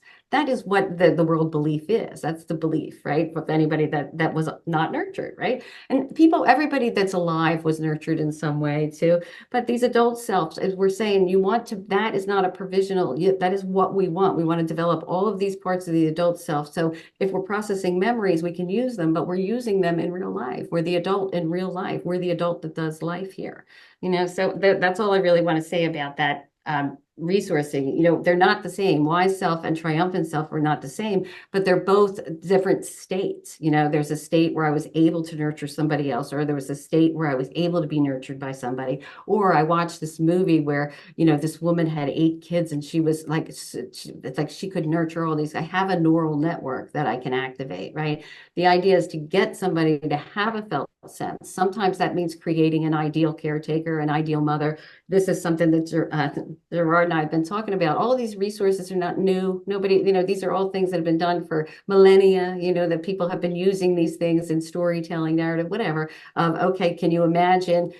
Well, I hate to say this for all the religious people, but a lot of religion is made that way too, to meet some of those needs, and anybody that has a spiritual practice, please bring that into your practice with them. That is their resources, they're built in already. You just have to activate them, like they're saying with the guardian angel, however people experience these spiritual entities, allow them to do that, tap them in, right? Make them deeper and make them much more accessible to them when they're in a state of discomfort or they're in a state of fear, whatever that be. Okay. You guys shut up now. All right. Anybody have a question? Yeah, Katie. Okay, so I'm just pondering conceptually, like for me, when I work with folks who have like profound neglect and there's no people, I'm really great when I can get an animal, Winnie the Pooh, whatever. But then if I can get some people, I'm moving towards human connection. And what I'm hearing, and I just want to clarify in your thinking at this point, is that ultimately, as I've looked to some of this as, can you begin to build connection with others in the world? And yet fundamentally what you're talking about, I think, is that sense of connection with self is equally or even more significantly important as the wise self or the triumphant self or the solid self than connection with other. No, So I think it's both, right? I think it's both. Okay. Yeah, but what I'm saying is you have people that absolutely distrust any kind of human connection when they come in to see it. I mean, we are the next person that, like, in their experience, we are the next person that is going to betray them, right? And I'm talking about people with complex trauma early and often, and they've been that. What do you see with that? Recidivism all the time, right? That's the rule. That is the rule, not the exceptions. So basically, we have to be able to connect, right? We're saying anywhere where the people can feel connected to the world and other people, and where they were disconnected before, and anywhere where they can feel agency where they had none before. Those are the 2 components to trauma therapy. Anytime you can do either one of those, you're doing good trauma therapy. So I'm not saying it's either or, but for the provisional resources, the term that Shirley Jean Schmidt uses, she's the one that does developmental needs meeting strategy. She says you can use any resource for anything, right? For protection, for nurture, you can use anything. But ultimately, the resource that you're trying to get to is me as an adult self. How do I nurture myself? How do I protect myself? How do I protect my younger parts? You know, like how am I trustworthy to myself, right? Because I have to do that. I have to be trustworthy myself. Anybody has borderline personality disorder know this. We know this. They don't trust themselves and they don't trust others, right? We know any kind of the insecure attachment, right? If I have avoidant attachment, I don't feel safe with others. I feel safe alone. And if we have anxious, I don't feel safe by myself, but I feel safe with others. We know these, like we have like these kind of big categories that we can say, oh yes, I know that intellectually, but what does that mean practically? Well, practically, it means where are our interventions going to be? If somebody has anxious attachment, we're teaching them skills building and teaching them to connect and develop boundaries, right? We're teaching them how to regulate themselves and develop boundaries on the outside so that the enmeshment isn't that's not the goal as an enmeshment. It's the goal to be interdependent on humans because we are all interdependent, right? And to say that there's reciprocity in relationships and to be able to explain that part for connection. But ultimately, these resources, marginal resources we're using are how do we become adults with agency that can protect ourselves, nurture ourselves, our wise self? How can we make decisions based on both our heart and our head, right? We're talking about I can think and feel at the same time. What decisions am I making now? That's the goal of therapy, right? Is for people to be in their adult self and be able to protect, nurture, and take care of themselves and be in relation with people and animals and jobs and whatever, be in relation on the outside, right? That's ultimately what we want. So how do we get there? And if you're starting from a neglect and abuse, you're starting from jump. You know, and everybody isn't. And that's why when you're talking about people, I mean, there's plenty of high functioning veterans that are only when they're triggered, only when they're triggered, you would know there was a problem. And that's a lot. That's for a lot of people. People look very high functioning, but they're medicating in different ways and they're doing things that are unhealthy and they're shortening their lifespan and they're making their relationships shitty. All of those things that we do have to address, but you really can't address it until you say, is the person in the room? And that really, again, is I'll go back to you I want to show the 10 minutes of Shirley Jean, but I'm going to send them out after this anyway. So there's 3 of them and they're all about 2.5 hours long. Shirley Jean's in one of them talking about provisional resources versus adult resources and developmental needs meeting strategy. And Robert Miller talks about feeling state. He talks about his feeling state and what it is and how he developed it, right? So they're in there. So I want you to watch them. I'm not going to go into them right now because you can watch them. But I think those are the important things to think about as, when you're going into this, people come in and say, well, I want EMDR. And you say, okay, well, what do you know about EMDR? Right? Tell me first, what am I supposed to be doing here? Right? Like if I'm your server or something like that, how can I help you? I think that explaining to people that EMDR is a memory processing piece and it doesn't help unless you have the skills to stay stable. Go ahead, Katie. Sorry. Oh, I like this is helpful because I think I'm often guarding against the folks who came out of abuse and neglect as only I can take care of myself. So I think I've been shortchanging that next step with them because I'm so worried about them auto comforting because of the neglect that it takes me to a new level of once they have those people in the world, then we come back around to self because they were auto soothing and only I can take care of I. So then we have to move them towards other, but then to come back around to self. Is this helpful? It's just an interesting place where I think I wasn't, I was missing a nuance of final closure. That it is self and other. Agency and connection, and we're going for both of them. Anytime that you're hitting either one of those things, that's good trauma therapy, right? So let's not forget. I mean, I don't care who you are. You all seem nice enough to me, but our clients think more of us than that, right? So so eventually we are going to be either their protector, their nurturing figure, because we're usually, and I'm saying people with severe neglect and abuse or severe abuse. Some neglect. Neglect is harder to treat. And I have if anybody's working with that population, if you're working with a lot of neglect, I have a lot of resources for that now. There were hardly any before in the beginning. I've found some.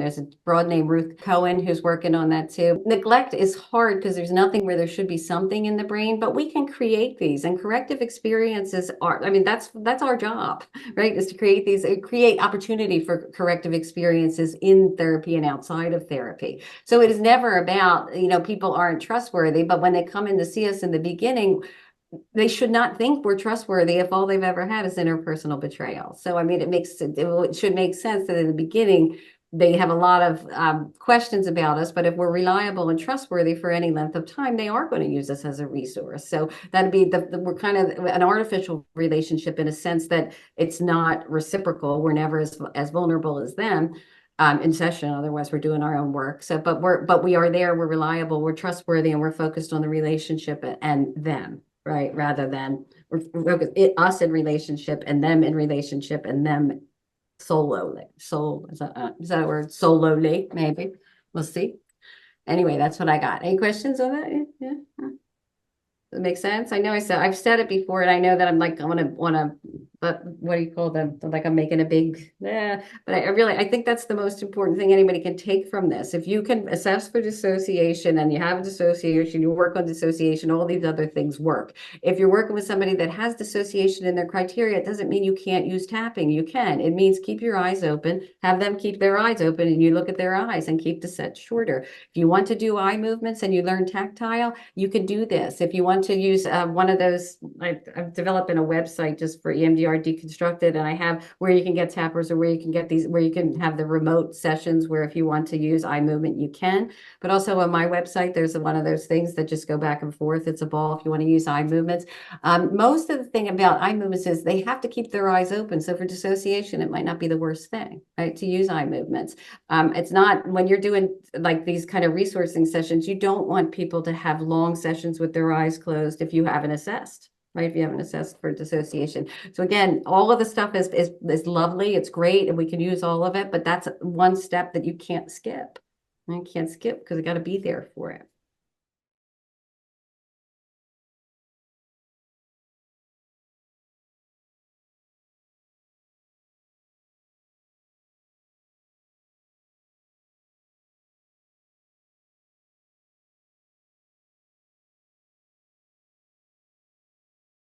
Thank you, Kate, for talking about the licorice, because I was very curious.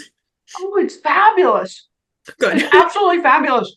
Every time I walk by the thing, I'm like, can't get me. It's funny. I think of you. It's fine. And Gerard, you asked me. It was extinguished immediately. I've never picked up the licorice since. Yeah. Yeah, There's I've only something. had to use the sushi specifically twice. Oh, that's interesting because that was Yeah. your sort of chosen fix, your Yeah. adaptive behavior. And so, but at least you have the option of the sushi if you want, but you don't always need it because you've sort of, it's now in the front of your brain. It's now prefrontal cortex. You're now thinking it all through as opposed to it being automatic. And that's enough so a bunch of the time. But if you really needed to and you really needed a reward, delicious sushi right across the parking lot. Right across the parking lot. Yeah. And the other thing that's interesting is it's improved my anticipatory self-care after work. Right. Because now you know that you were doing that for a reason. And so, yeah. So, midway through the afternoon, like if I get a cancellation towards the end of the afternoon, I won't fill it. And I'll do some stuff so that I'm not coming into the evening quite as depleted on Tuesdays. That's cool. Yeah. Really cool. Awesome, lady.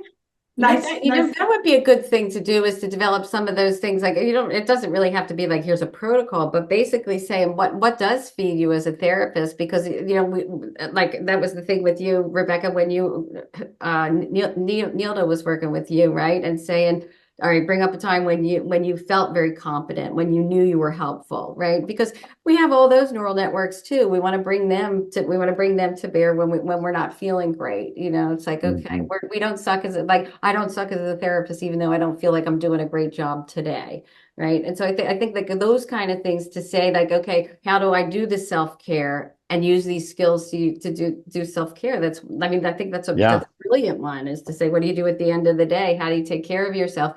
Because most of us want to do it mindlessly. In case I'm most of us, I'll be most of us. Most of us do it mindlessly and don't want to bring it into awareness because we don't want we don't want the left hemisphere to know about it, right? It's the right hemisphere, these implicit memories that drive the compulsivity. And then if you let the left hemisphere in on it, you start to think about it and go, maybe not, right? I mean, keeping it out of awareness is part of the addiction, right? I mean, on purpose, by the way. Yeah, EMDRD for therapist self-care. There's something there.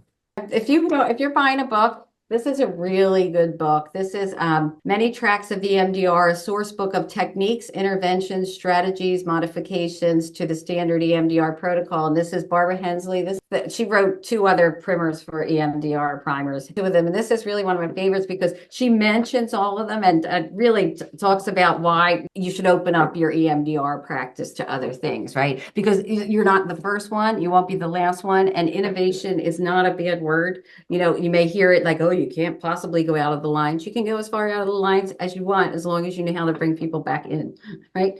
I mean, people can get destabilized as long as you can co-regulate with them, or they have the ability, right? Even if it is auto-regulation, Kate, that's what you were talking about. Like most people, when they come to us, that's the skill they have. The skill is dissociation. So if you teach people how to be mindful, you have to give them some more skills, right? You have to they also need more skills, because if the skill that they had, the title of the book, The Many Tracks of EMDR Therapy, Barbara J. Hensley. Because I used to always recommend Laurel Parnell's The Therapist Guide. But this actually has more than Laurel's in it, and basically tells you of all the places where, not just Laurel, but all of us, where they came from. It's like, okay, oh, all right, well, that makes sense. And how do you say, okay, well, I have this new protocol? Well, that brings me to what we're going to talk about right now, my friends. I brought it up to people before, but it's called Induced After-Death Communication, a Miraculous Therapy for Grief and Loss by Alan L. Botkin, PsyD. In one of these groups, one of my consultation groups said, Linda, you must read this book. I'm coming back next month to talk to you about it. And she never came back. So now I have all this information. I'm going to share it with you, you lucky people. Right, before I start, if anybody is interested in developing a quote unquote protocol, one of the things I think would be really helpful is a little, maybe a seminar called Mothers Are Complicated.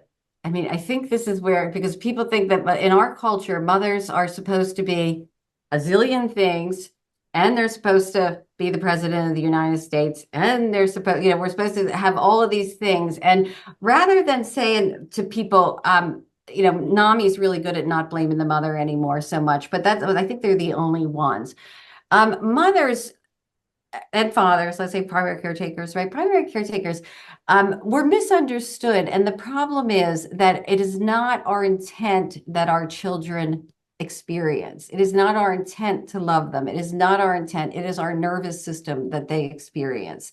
So when we're talking to our clients, we're not asking them to betray their caretaker. What we're saying is either your mother, like the mother or the father, whoever it is, didn't have the capacity, right? Or like, even if my intent was to love, take care, do all the stuff, the mother didn't have the capacity, or the mother was unable, or thought she was doing it, and the impact was different. And that's usually the way I can get clients to look at their mother, to look at the mother, the father, or God, or anybody who they say you're not allowed to be angry with, you're not allowed to have any bad feelings towards. It's to say it's not about their intent, because most mothers, most parents that decide to be parents, or decide they're going to keep their kids, even if they didn't decide to be parents, they didn't have them to abuse them. Most people, right? You want to love, you want to love your kids, you want to nurture your kids, you want them to do the best that they can, you want to be the best parent for them. And then life, right? And then you have a job, and then you lose your own mother, and then, it's whatever, your kid has a chronic illness, and then this happens, right? So you're not able to be what you intend to be for the child all the time. Now, the beauty of this we have from Winnicott is you only need, when your child is bidding for attention and affection and attachment, you only have to be available 30% of the time. For some people, that's too much, right? And to explain to people why impact and intent are very different, right? The effect of what happened is not what your mother intended. the effect, nobody's saying your mother was a bad person. We're saying that your mother either didn't have the capacity or didn't have the understanding or didn't have the time or didn't have the resource or was deployed to Iraq. Whatever it is, this is, when I say capacity, it could be anything. Your mother had postpartum depression. Your mother was deployed to Iraq. Your mother had 6 other kids. Your mother had 3 other jobs, whatever it was, because mostly what do we do is we make developmentally, it's about the kid. The kid says, I'm bad. That's why this happened, right? That's why my mother doesn't love me, or my mother couldn't meet my needs, or my mother couldn't nurture me. So if anybody has that penchant to do that, I'd love to hear about it, because I think that that's something that would be really helpful for clients, like to have it put together of the reason we would develop imaginally an ideal parent isn't because yours sucks, isn't because yours was the worst. It's because, the intent and the impact were different, right? The intent and the effect of, the behavior was different from what the mother had intended. Now, sometimes your mother is just hurt. So hurt people, period. That could be, but most times it's not. Most of the time it's messy because mothers are complicated. All right, so let me know if you want to do that. Which brings us to grief. Grief is the price we pay for love.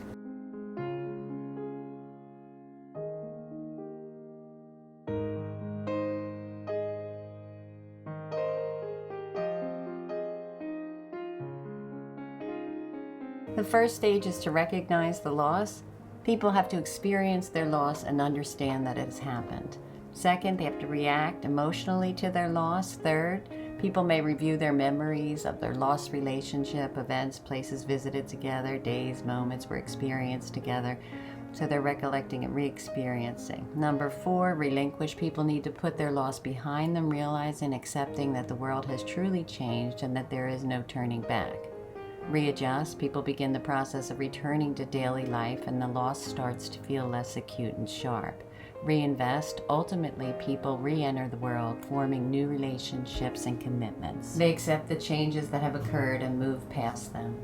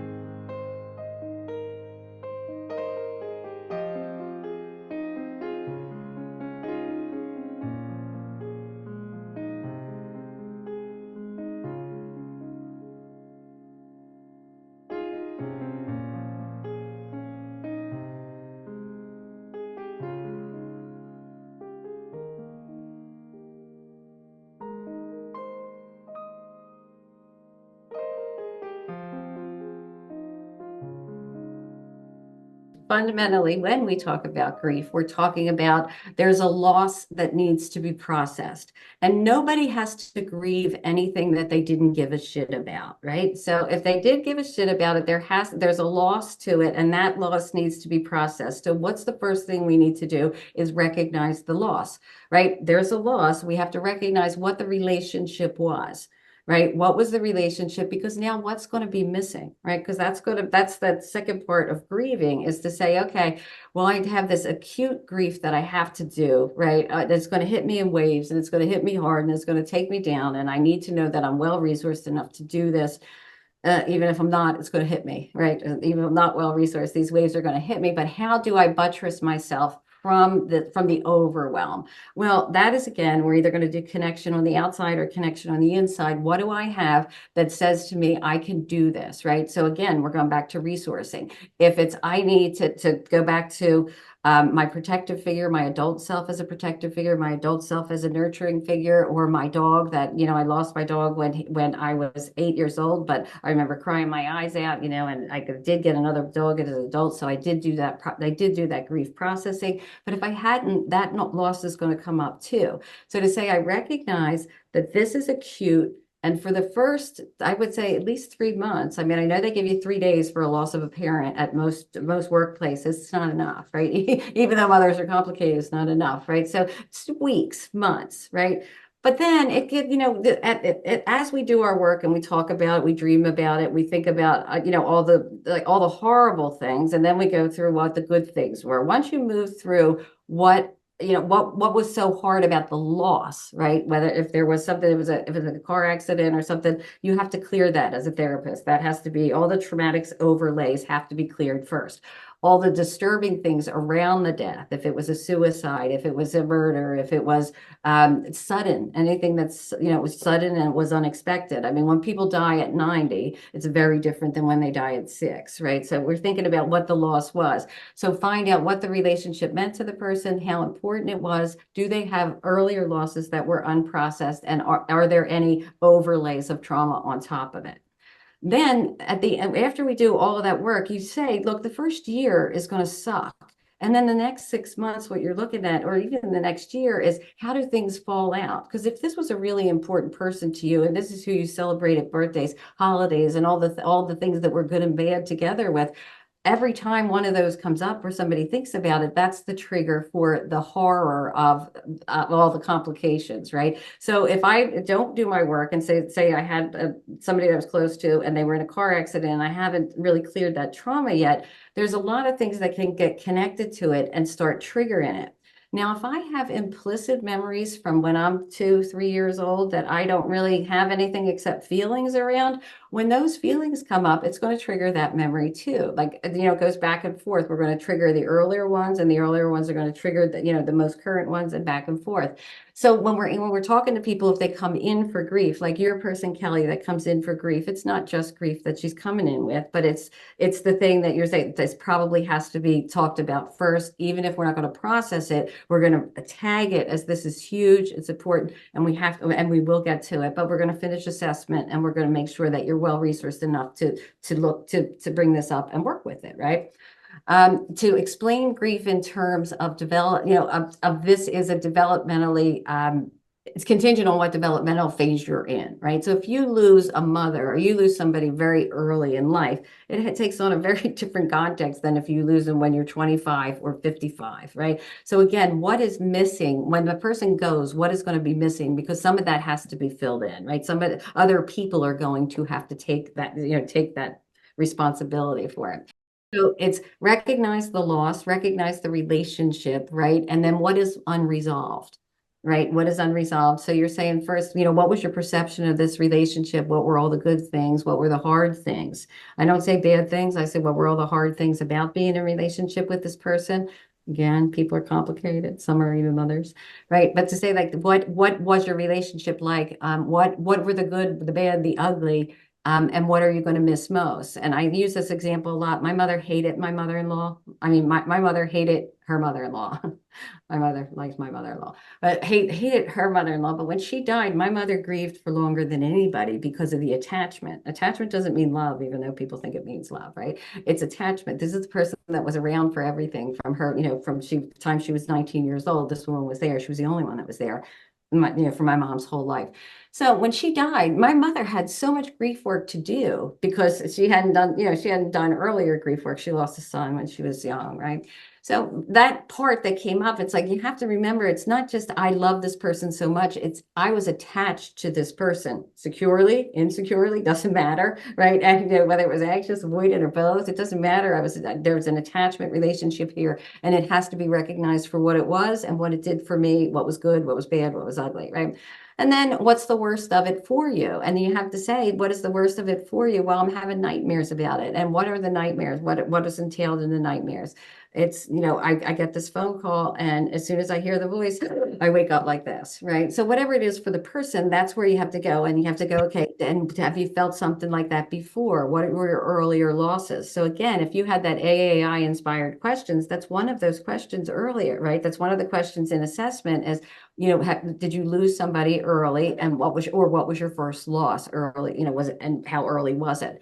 So figuring out if there's unresolved grief is the most important, because that's what makes it complicated. That's what makes complicated grief. And what makes it traumatic is if there's a traumatic overlay where there would be with an accident, something sudden, or, childhood disease, something like that, that's unexpected. Suicide is, I think, the worst, right? I think it's the worst overlay, because there's guilt, right? And there's anger for the person that killed themselves. Even if they didn't kill themselves, there's anger that they were abandoned. So what is the worst of it for you? And has that happened? Have you had that feeling before? And so anytime you're going to do EMDR with somebody, you always have to ask that. That's your float back question of, have you had this negative cognition before? Is that, does that go through other things? Or have you had that feeling before that, say the feeling is nobody stays? Okay, so when's the first time you had that feeling? When I lost my grandmother at 6, and then my mother started using again. Okay, whatever that be, you need to get that information. So people come in, they come in and you're thinking that you're just going to process grief. That doesn't take you away from your assessment. Your assessment still has to be that. You can assess all the stuff around the grief, but you also have to assess what else is there. Do they have resources? You still have to do that. Who can they count on? Do they have internal resources who they count on? I usually like to do either, triumphant self, or somebody who has gotten through something, or a death that was of lesser, but they were able to help somebody through. Because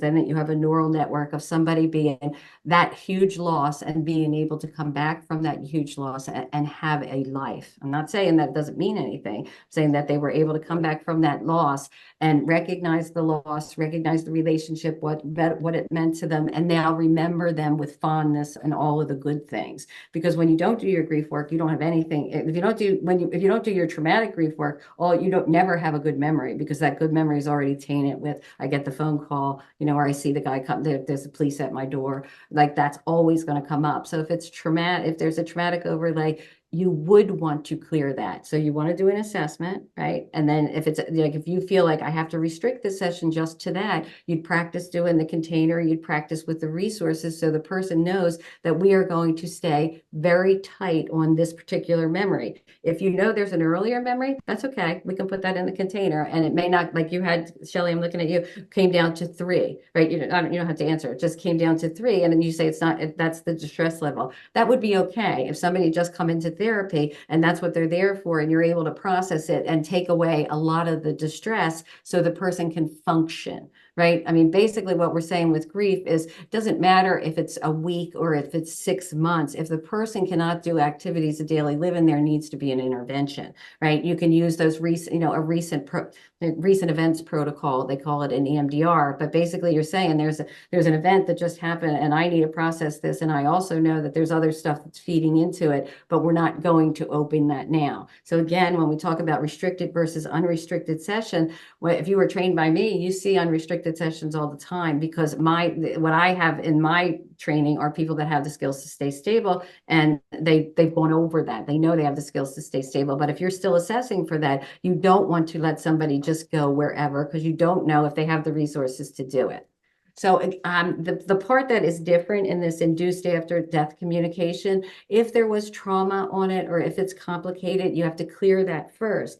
And then after you've cleared the trauma, or after you've cleared the earlier losses too, then you ask, like you're asking the person, what is it that, if you could see this person again, have a conversation, what is it that you want to say to them?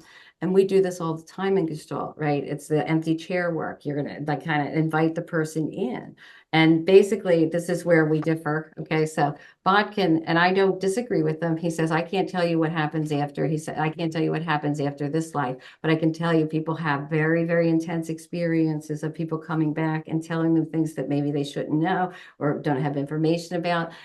But he says at the end, it doesn't matter to me if that's what's happening or it's a hallucination. It doesn't matter because they're getting what they need, right? They're getting what they need from the person, which is closure, right? I need closure of, I have to tell you that this is not what I intended, right? People when suicide is the issue, I always do that, the empty trail work, because it's always either it's anger, it's guilt, right? There's anger and there's guilt. What didn't I see? And you hear that all the time. I should have, I could have, if I only, when you hear all that, it's like, okay, so let's play that out, right? So you have to go through you'll go through the guilt, go with the guilt, what comes up for you now. If it goes to an older memory, right? And it goes, you gotta put that away, right? Because if you're keeping it restricted, you're only working on this particular loss so the person can do the grief work that they need to do. Anyway, he says, it doesn't matter to him if it's real, this conversation, if the person's spirit actually came back and talked to the person, or the person who lost the person knows this person so well, they know what they would say to them, right? That's usually what we do when we're doing conversations with people. I really recommend you read the book, only because I had to. No, okay. It's really good, because it's basically just saying it's EMDR, and here's how you frame it. You frame it as before you do the session, right? Before you do the session of EMDR, going through any of the traumatic pieces, to say, what is it that you wish they knew, right? What is it that you wish this person knew that you had said to them before they died? And then at the end of it, you invite the person in, and that's all you do. Then you shut up and you turn on the TheraTapper and you just wait and see what happens. And people generally have some pretty, I don't want to just say unique, but they have some pretty deep experiences. And I highly recommend doing it. I was like, oh, this is nonsense when I first read it, but I think that about everything. So I first read it, and then I'm like, all right, well, no, it's she asked me to read it for a reason, and I read it, and I'm like, all right, well, it does make sense. And so the first time I invited somebody to do it that way, it was, this guy's onto something, because it's basically saying this relationship is talking from I'm not saying from the grave, but from dimension, right? So this person is no longer with me. But since it's an attachment figure, that goes through time and space, right? So when you just say somebody's still alive and you haven't seen them in 14 years, but you know them since you're a kid, and after 4 minutes, everything's like it was 14 years ago. Like you're that comfortable with the person. That's kind of what I think is happening. And it may be something supernatural. I don't know if it is something supernatural or not in this book, but that doesn't matter to me, right? This after death communication is just, I need to communicate some things to you, and I'm open to hear anything that you were unable to say or couldn't say to me, right? And that's really how it's set up. Questions on this? Yes, Alex Barris has your hand raised. Look, I'm gonna lower it now. Okay. My question was, what did you mean by clearing the earlier loss and trauma first? Like, do you mean EMDR type of session clearing? If somebody comes into you for grief because they lost somebody, say suicide, you can't just start doing EMDR on that person because you think this is the loss, right? You have to do your full assessment on the person and make sure that they have the skills to stay stable, make sure that they're not dissociative, make sure they have supports outside. But if just say they do, just say somebody has all the skills they need, they come in and they had this loss and it was suicide, and you say, okay, well, I have to believe this person has the resources, right? And so they had a pretty good childhood. They were very connected to people, they had these appropriate losses. And this loss was traumatic because it was a suicide, or it was traumatic because of his car accident. And that's what they're in there. They're in your office for. After the assessment, that's really all you have to do, right? If that's it, you'll clear any trauma around it, right? Meaning you're doing the EMDR session. That's all you're doing is an EMDR session with them. But you're keeping it, like if they have the skills to stay stable, they can go anywhere they want. But if you're not sure of it and you've done the assessment, then you want to keep it restricted. So what I say about clearing the trauma, the death is not the trauma, right? The loss, I mean, you can have traumatic loss, but traumatic loss means there's trauma around the loss. It's not just the loss. The loss, the loss is, that's the loss of the relationship. That's the loss of the person. The person's not going to be here in this dimension anymore. You can't be with them physically, right? But how many people I talk to every dead person I know, right? I mean, who doesn't do that? I mean, if you're a Catholic, or if you have some sort of belief where you can intervene, you can talk, like if I want Mary to intercede on my behalf so I can talk to this person. People do that all the time, right? Within a religious context or spiritual context. Basically here, what you're saying is clear all the things that are traumatic around it, the suicide or the accident or whatever, my reaction to it. So now I have this part I can think and feel again. Right. I am saying to my client, what this is going to do is give you back full range of emotions. If it's a single incident, that's exactly what it'll do. And if there's things that they need to say to the person, that is a perfect time to do it, you know. And I want to go to the empty chair work too, because empty chair is, that's Gestalt, right? That's the one everybody knows, empty chair work, right? If you heard of Gestalt, but empty chair work means you can use that for almost anything with the EMDR. What you can have the person sit in the empty chair for that conversation, right? Either before or after you can do it. You can have, I mean, if it's an addiction, you have the addiction sit. What do you do? What does the addiction do for you? You have people go back and forth between chairs. Gerard and I were just talking right when he finished his thing, and but we're talking about what do you do? I just lost my train of thought anyway, because I was so funny. About that, let's say instead of writing a letter to a drug, you know, you're talking to the drug, and yeah, exactly. So we used to write letters to, you know, my drug of choice, like a love letter to your drug of choice or a love letter to your behavior of choice. You know, every time I can count on you, all that's, you know, you were always there for me. When everybody left me, you were like a big warm hug. So all the things that all the things that they're writing or they're getting from this drug or this behavior is what's missing intimately. Those intimate relationships that didn't get built, right? So this drug is taking the place of that. Right. I'm attached to this drug rather than I can trust people. Now I can only trust this drug. Every time I use you, I can always count on you being there. But you can switch that out from the letter. You can have somebody read the letter and turn on the Theratapper, or you can have them, you know, like tell you all the good things about it. Right. Or, like that's basically what you're saying is just adding all alternating bilateral stimulation to these things. So all the interventions that like you already know, a lot of them you can just add alternating bilateral stimulation to them, and really it's keeping the triune brain connected, and it's, you know, you can think and feel at the same time, but it's also bringing the parasympathetic nervous system online to, you know, to keep you from going into a sympathetic arousal. So again, I just think that there's so many different ways you can use it. And when I was looking at Barbara's thing, there's somebody that already that was looking at her book. Somebody already uses the empty chair that way, right? But I mean, it just makes sense. It's intuitive. The things that you do that are helpful now are probably more helpful if you add alternating bilateral stimulation. It's sensible. Did I answer your question, Paris?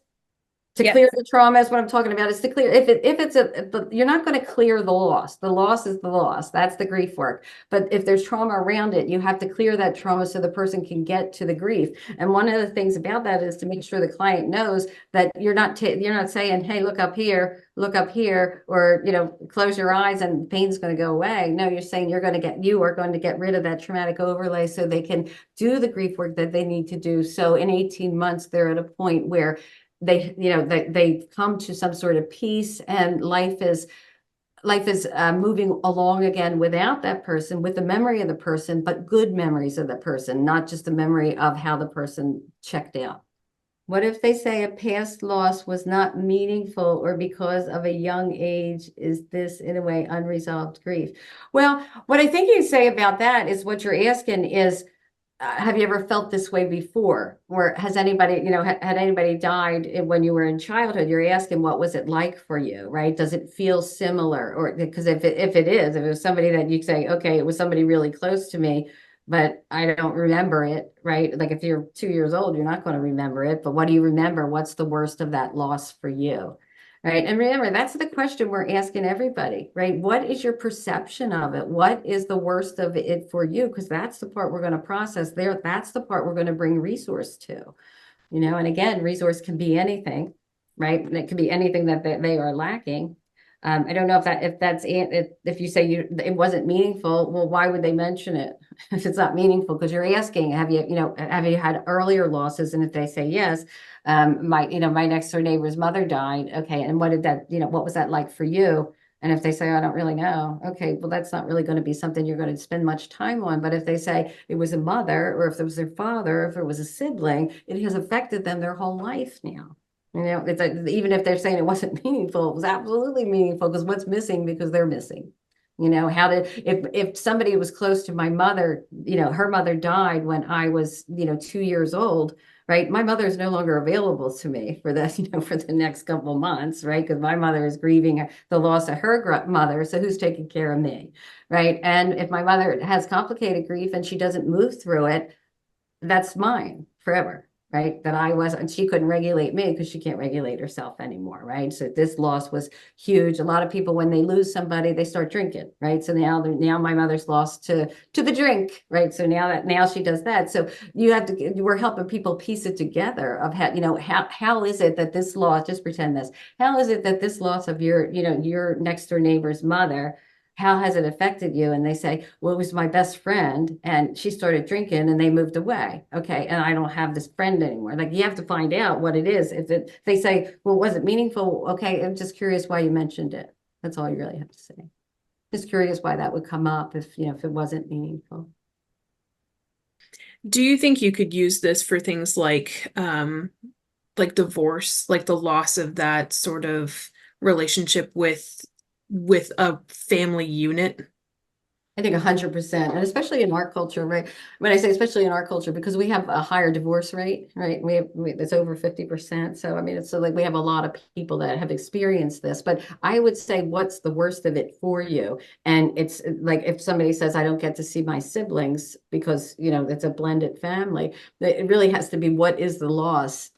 And is it like, some of it is, it's not going to get better because you do EMDR, you can't see them because they moved across the country and you're only going to be able to, whatever, X, Y, or Z. But if you can figure out ways that they can stay connected, and again, it's whatever the problem is, I'm just saying, what is it?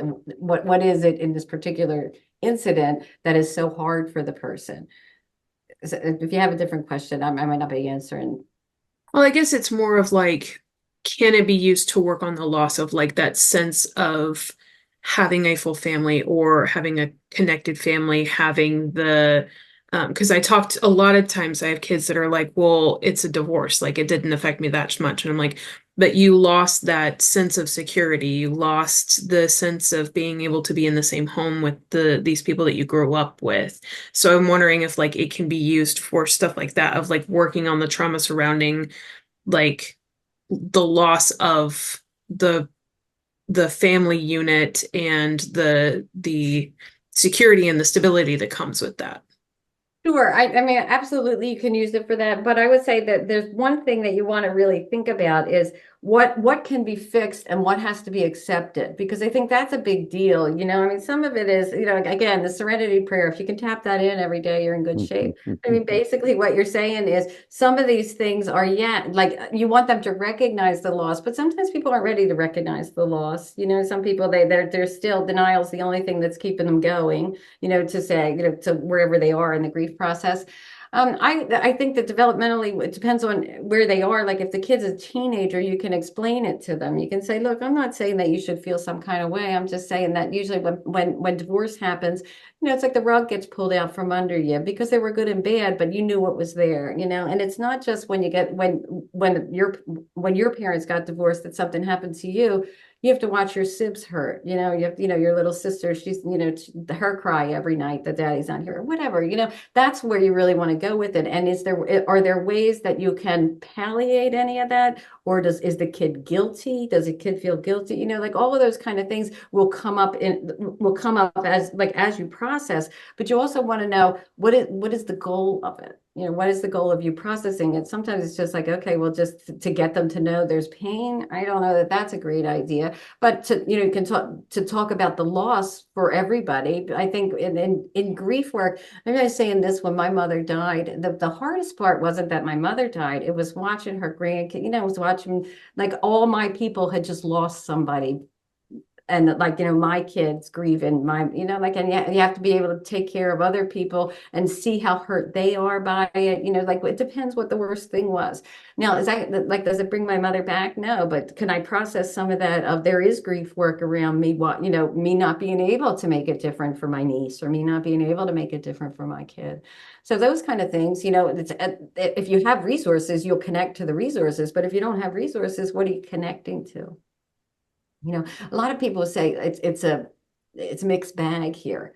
like, because usually when there's a divorce, I mean, it's not like we were really happy and all of a sudden, it's, they're, okay, so if you process the divorce and the loss, what you probably get at the end is, well, my mother's not getting the shit beat out of her, or, my father's not getting the shit beat out of him. Sorry, I didn't mean to be like, but whatever, like then, and they were always unhappy. My mother always looked unhappy. I saw her 2 days ago and she was smiling. I had seen that. And you come to, like, if you process through the bad stuff, you can get to the good stuff. But if there isn't any, I think you have to do the resource. You have to really lay heavy on the resourcing rather than processing what you can't change. Does that make sense?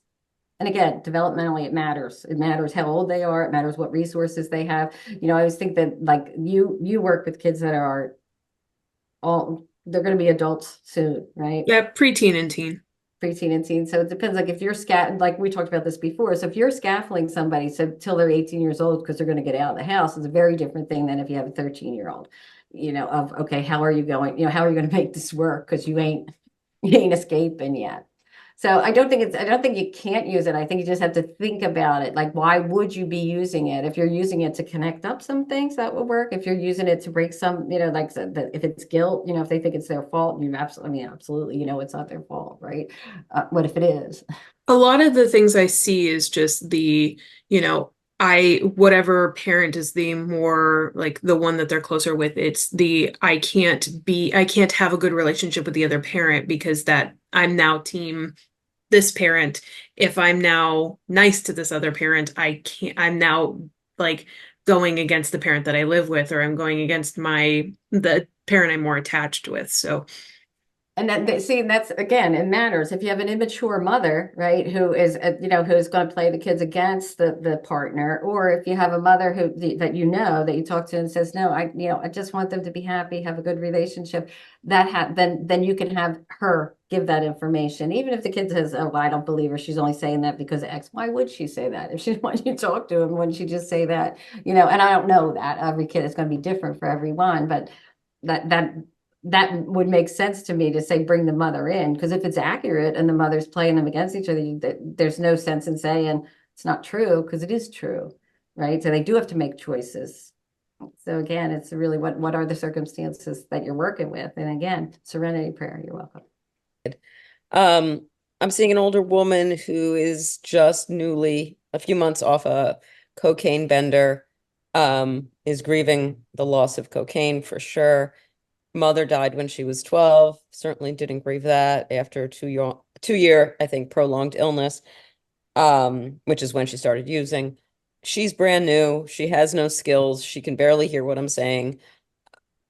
I don't even know. Like, I know I want to tap in skills in some way. I want to be able, like, it just feels like a big mess and I don't really know where to start. She's having trouble absorbing DBT because it just feels like so much information.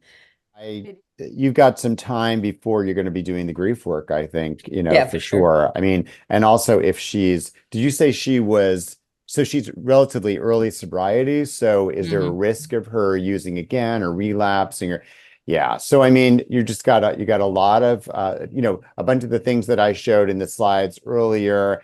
Is she connected to additional like 12-step or stuff outside? So, if not, why not? How can we maybe make that happen? All of that stuff, just because she's going to be tempted to use all the time outside of your awareness and outside of when she's meeting with you. So, and in places like 12-step, which can include, if I don't know if was her mother also somebody who used, or I haven't even touched it. I have no idea. Okay, so you got some more history taking to do. Yeah, I mean, so, but things like Coda, I mean, there are a lot of skills that she can be learning even outside of your DBT treatment and program out in the community, and just, resource the hell out of her. And then eventually I would not necessarily go towards, the loss of the mother, which sounds like then was a huge thing for her in terms of starting with the. Yeah, and again, you have to find out what's there first. So, you say it sounds like a huge mess. Most of us are, right? When we come in, that's a huge mess, right? Like, I got all of this going on, but what I always ask is, what do you want?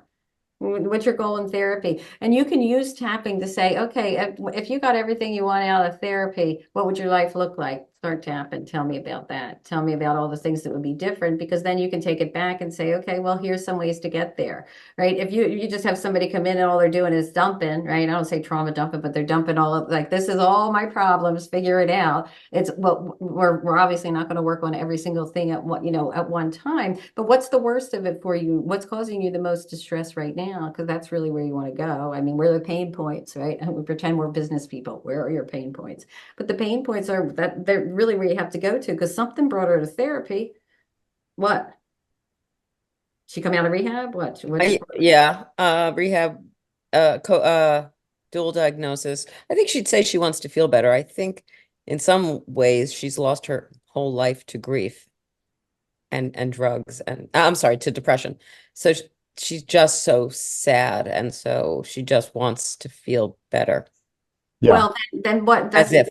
what would it look like if What would that you look felt like? better, right? And I mean, have her imagine, what would it look like if you felt better? What would you be doing? And it's always present centered. I am walking in the park. I am making, but I'm not going to say, people say I'm going to make a meeting, but I'm going to be socializing 2 days a week, whatever you're going to do, like you really have to get to this is the behavioral, very, tell me in real time, like in present tense, what your life will look like when you have finished therapy and you have all the skills or whatever, you don't, your depression is gone.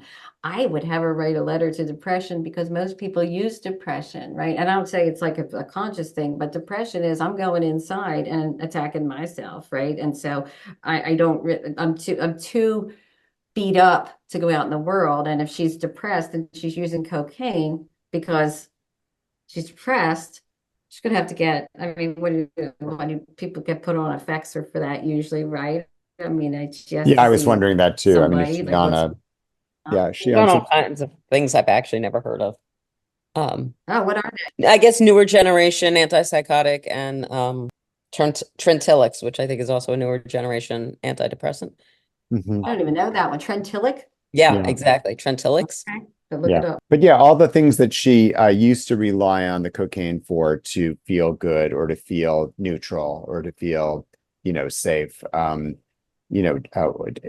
there any of those things, even from before she was 14, that she could use, that she was using when she wasn't, using, and start to, support her in those and start her having imagined those with tapping it in. I like that a lot. When she was a child, sort of some of those earlier soothing. Yeah. Or when, something, I mean, even people who use might do some things that are adaptive that they could still do, age 14 to present. She might have gone for a bike ride when she wasn't high on cocaine. She might have walked on the beach, which, Why don't you do that love letter or put cocaine in the chair? I love those ones. I really think Yeah, they that's give her information. It's not just for you. It would give her that information of, what does cocaine do for you? Well, when I'm so depressed, I do cocaine and I have enough energy to vacuum my house and I feel a little bit productive. Like you're still doing assessing, but you're assessing what she really wants, what she's missing, and what she's willing to do to get it. I think that's, when you're fresh out of rehab, it's kind of getting people when if you're bipolar, you want them in their depression. You don't want them when they're manic, because they fucking do nothing you say at that point, because they feel great, right? So when you do cocaine, I mean, you got to keep doing larger and larger quantities of it. There's no doubt about that, right? But at some point, you lose your teeth. At some part, you start losing things. So the costs are higher than the benefits. So what else can she do? But when you have somebody write out a letter, you say, these are all the good things you've done for me. This is why I need you in my life, and these are the bad things that you've done for me, right? And these are the negative consequences to it, because then you get them all, right? And you have her read it, and all of those things are true, right? And that's right hemisphere and left hemisphere coming together, saying you're getting, this makes me feel this way, right? Because people think it makes them feel better, right? I mean, how long does it make you feel better? Cocaine. It's just like you were saying with crack. I mean, it's like the first couple of math. It's like the first couple seconds. You can work on the addiction piece, but as since you're doing DBT, you have to put the other stuff in too. You can't just take, like the same thing we're talking about with cutting. right? If they don't have any other skills and that's what's keeping them stable, you can't take it until they have other skills. So I would think I think I would go that way with it too, of what was helpful in rehab. And whatever was helpful, tap that in, right? Whatever they found, like, oh, I was able to talk to this woman. I never trusted anyone before, but she seemed trustworthy. What was it like to be able to trust another human? Tap, tap, tap. Like all of those things. And anybody thinks like tapping anything that's positive or a change, something that people are able to do for themselves.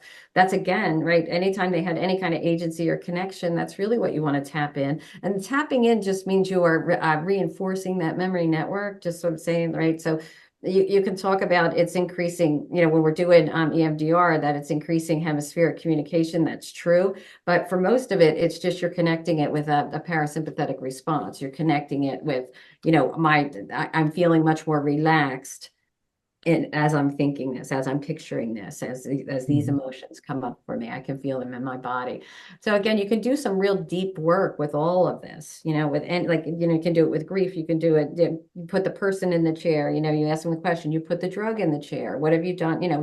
What have you done for me lately? Is the question I make them ask. Well, you put me in a fucking rehab is what you did, right? Because I crashed my car. But that's the end, right? It's what did it do for you? What's so good about it? And then you get all the intimacy issues, right? You didn't leave me. My mother left me. You didn't, all of those things. And then you'll tie it back to what she's doing in therapy. Depression is hard to treat because it's like, oh, people predict nothing is going to work. So you have to do some of this imaginal stuff to say like, oh, even if we're doing like, how much do you predict I'm going to go to this party? How enjoyable is it going to be? 0 to 10, 2, and they go and it's a 4. Okay, well then, okay, so what was good about it? Go back to that. We're going to tap in what gave you that extra enjoyment, right? Because these are the things that they're going to help in the future, right? So you want to know what they are, and things that are triggering, you want to know what they are. So when you were talking about the having to clear the trauma first and then have the conversation with the dead person, or I thought of 3 cases immediately from my work with veterans, all slightly different. One where the buddy did the thing they were supposed to do because at the last minute they were reassigned and then they got killed, and the sense of guilt and responsibility, et cetera. Another which involved being losing somebody who just was killed, and then another one where he had to kill the person, let's say the father, while the family watched or something, rather these stories.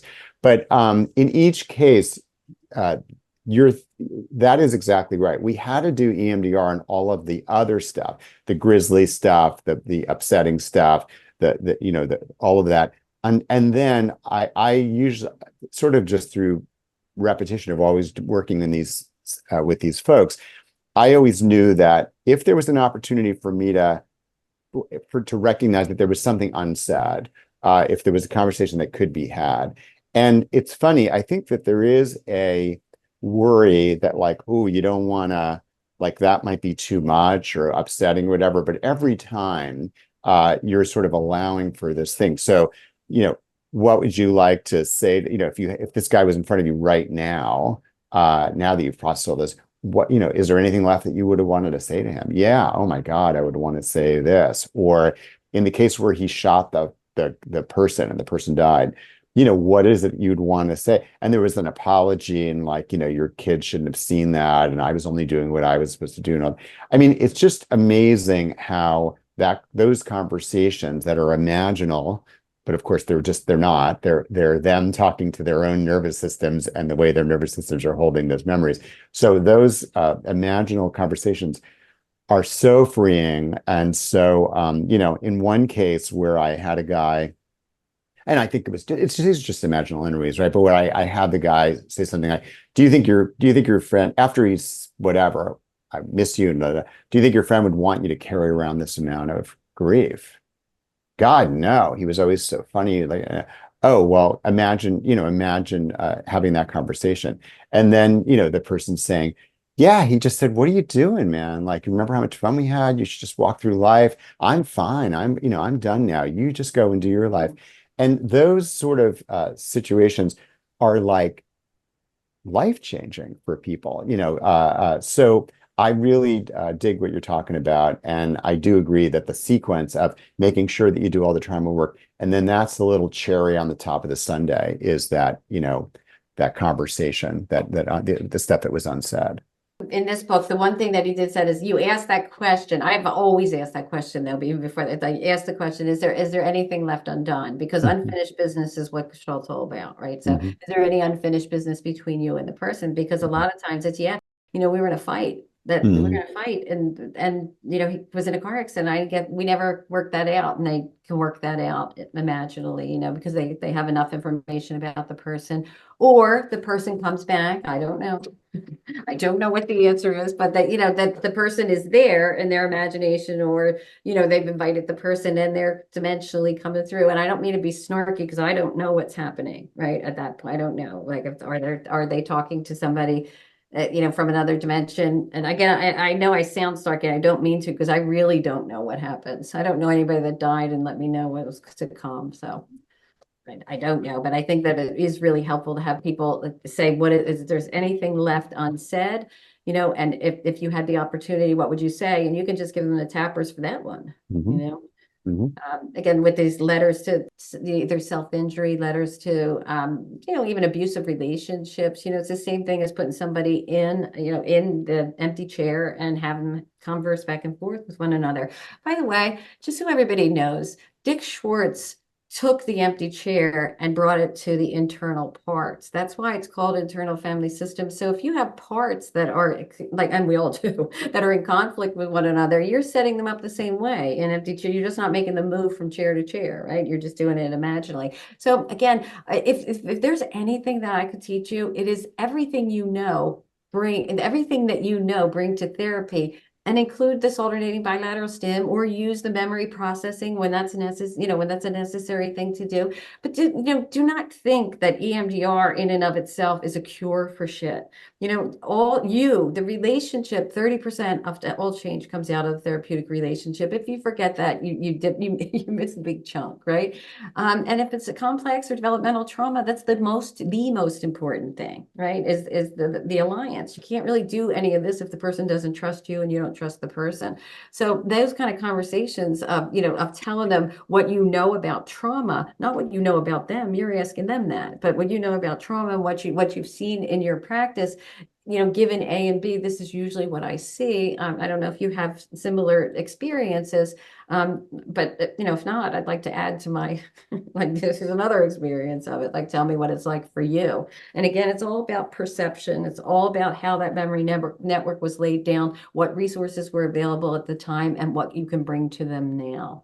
And I love EMDR. I really do. I love EMDR, but it's just one part. The EMDR is a memory processing. It's a modality to process memories, but take the components that are helpful, right? Psychodynamic therapy, therapeutic alliance, right? I mean, everything that's Gestalt, I bring to the EMDR sessions, but everything that you learned in fact, like if you're a family therapist or a couple therapist, like bring that's you, and bring EMDR to that. Don't try to fit yourself into a protocol of, like, I have to be an EMDR therapist.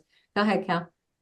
The whole time you were talking, I was thinking about a session I had last week with a client, and really bizarre and tough childhood trauma. And we were using IFS, and she was talking, with this grieving child part, and we ended with tapping in her caring for this, because the child part said, I'm done, but I want you to come back. And we ended with her tapping in the caring for this child, kind of tucking her in and doing all the things she needed that weren't done. Yes, And reminding her that she was the adult there to actually listen, and tapping in the strength of her ability as an adult. A lot of times, and in the session when you have working with your smaller self, is bringing them, inviting them back, keeping them in your heart, or somewhere close, right?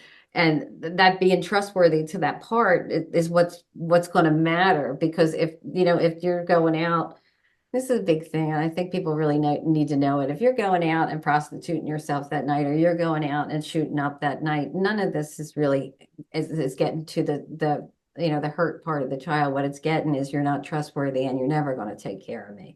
So being trustworthy to these younger, these burdened parts or whatever, you can call them whatever you want. I mean, everybody has different language, but they call these are, they're holding the burdens, right? And so you're doing unburdening in IFS, but it's processing, just processing different parts, right? People like, we're doing resourcing and people say, okay, just let that go. I don't usually do that. I usually say, do you want to keep that part with you somewhere? And that's why I think the body, you can use the body for a lot of things.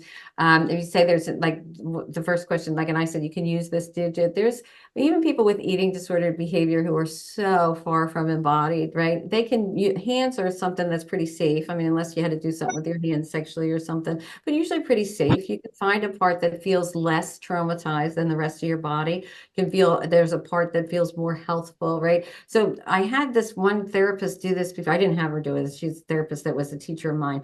She had somebody take it, and they said, where do you want to keep it? And she kept it under her arm, and this person developed cancer and lymph nodes with of the lymph nodes. And I thought to myself, isn't that interesting? That's why I say, like, you don't usually get cancer of the metatarsal, like do it somewhere that is, it's not like, okay, this is where I'm putting all my, my disease or all my trauma I'm putting in my body. But, a toe, anybody can lose a toe. My father said you didn't need all 5 pieces.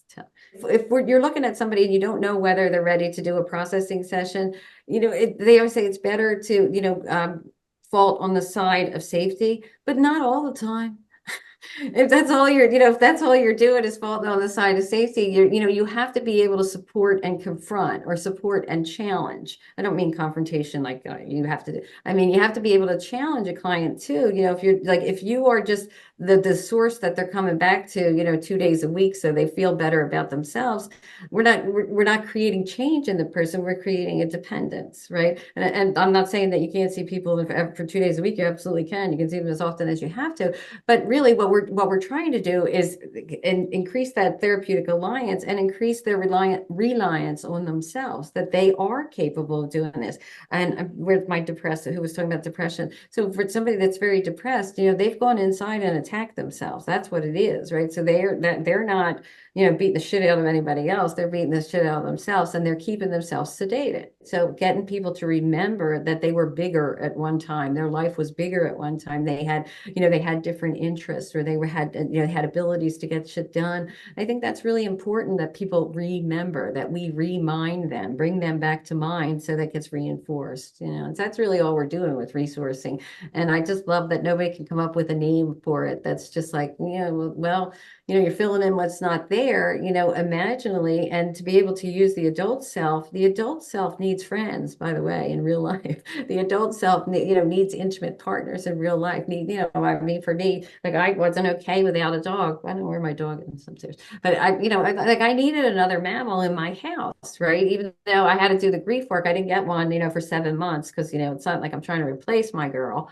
But I do want a dog in the house. So, but if I don't do it, like, I look at my dog and all I see is my old dog. I'm in the, I'm not living in the present. So anything that pulls us into the past or makes us worry about the future, that's the stuff we get to work on imaginally. I think that's real helpful. And we'll probably be doing something like this again. We're going to ask you to join us again, and you're going to join us more as a train the trainer type folks. So that my girl's here, what we're asking. So, but really, if you have if you have some thoughts about how to use it, and you want to, you want help putting it together, I mean, we're good for that. If you have questions, we're trying to do this and it isn't working the way people said it would work, we want to know that too. Like this thing about the thing about buzzkill not working for everything. Get used to it. Nothing works for everything, right? Like, so that particular thing isn't working, or you have to buttress it in different ways. Do that. Don't throw it out. So I think that, again, like if you have getting people's triggers and teaching them how to surf these urges, those kind of things are all, you can do that imaginally too. I think that really is, I think it's really necessary, especially if you're doing drugs or something that people have been in a habit of doing for a long period of time. Nobody says it's comfortable or it's good. They say it's familiar. Right. So familiar does not mean good. Familiar does, familiar just means familiar. So if you can get that kind of language down of, yeah, it's familiar, it's what and that you can get by. Is that what you want? Is that what you're interested in? Do you think therapy is about getting by? Right. That's people, you're together with duct tape. The idea is, do you want to live? right? Do you want to actually live, like, like develop a life worth living? That requires it requires a will and it requires effort, right? And that's why with the triumphant self, you have to have something that was difficult, that you had to meet some challenges, because then you get to bring that memory network back up and start from that memory network. The triumphant self is basically saying when you're able to meet a challenge, right? And then if you're going to do an EMDR session, I usually stop with that resource and start from the place of triumph, because you know they're going to go to powerless because that's trauma, but you can kind of pendulate between the two. Somebody asked me the word pendulate. It means oscillate. It means vacillate. Peter Levine made up the word because he has it in somatic experiencing, that he just mean you're just pendulating between, you know, resource and trauma, but you can pendulate between a lot of different things, right? We are adults. We can hold more than one. We can hold more than one thing, you know. As I'm sitting here, I'm thinking, I would love to hear more about working with OCD, and the protocols that you would think most helpful. Because I have a bunch of clients who really have, you know, really struggle with it. And we try different things. And I think I'm going to be more specific with them and see what I think works more specifically. They've had one woman in particular, she had a really hard time. She couldn't use her imagination for a container, so I brought in crayons and construction paper, and we drew the container, and she keeps it by her in her kitchen. But I'd like to hear more from you going forward in the future. That would be really helpful. You know, there's two protocols for it. One of them's listed in here, and I'll send you the other one. But basically, the protocols are just saying you really have to go to what is it for the person? Because if it's truly OCD, that doesn't change. They are going to have OCD. But there's a lot of things around that are traumatic. You know, a lot of things that are embarrassing, a lot of things that bring up shame, a lot of things that bring up actual fear of people judging, in addition to the fear of, if I don't wash my hands this next time, that this is really, this is the end. You find out what is the worst part of having that, or doing those behaviors or those obsessions. What's the worst of it for the person? Because it's generally, I would say it's different for everybody, but there's only two themes really, right? You know, there's a couple of things that people really experience as, you know, shame and terror. Those are the two things that come up for people. So you could process those kind of things with EMDR. And again, like go to the last time that they had to use that behavior. Let's just say it's, you know, touching the doorknob 6 times before you leave. Okay. And I was late for work. Okay. And what happened, you know, and then I realized, oh, I already touched this. Then now I have to go back and touch it again, right? The 6 times. Like, and so, and what's happening now? I'm compelled, right? So what does it feel like in your body to be compelled? What would help here?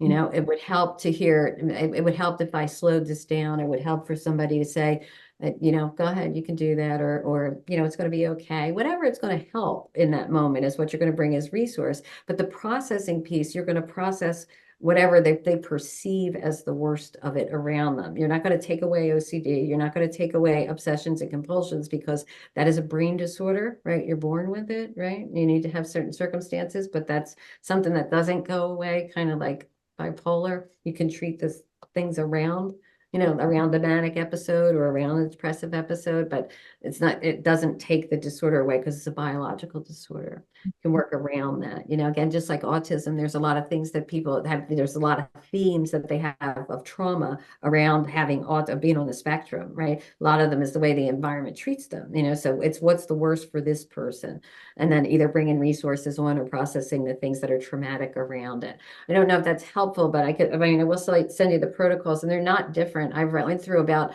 34 protocols just to see what I was missing, and every single one of them are just restricted sessions. That's all they are. The restricted sessions that's all they are. And you bring on resources. So, you know, whatever resources are missing, you bring them on, and whatever it's traumatic around it, you can process that. And you do have to do a little bit of psychoeducation of what can be fixed and what is biological. And we can do some works around symptom for certain things. You can do some work. So like, I was thinking more about bipolar at this moment, because bipolar is going to get worse. Bipolar, I mean, I always say this, if you got a choice, bipolar or BPD, pick borderline personality disorder every time, right? Because bipolar gets worse, right? Where people with borderline get better. So you know, if you have an organic disease, there's parts you have to accept. You're always going to be on medication. You're always going to have to track your mood. You're always always going to, and it's not going to get better. It's going to get worse as you get older. I don't put that all out there in the beginning, but there's certain things that people have to accept about this.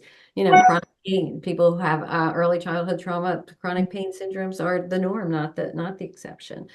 So some of it, again, serenity prayer. Thank you. Yeah. All right. We kept you 2 minutes too late. I say we. I blame Shelley. Anybody else? Take the blame. Yeah, it's because I can't shut my mouth. But I want to say thank you so much, Gerard. You are Yeah, a teacher, and thank you guys you. are also helpful. Thank you for coming.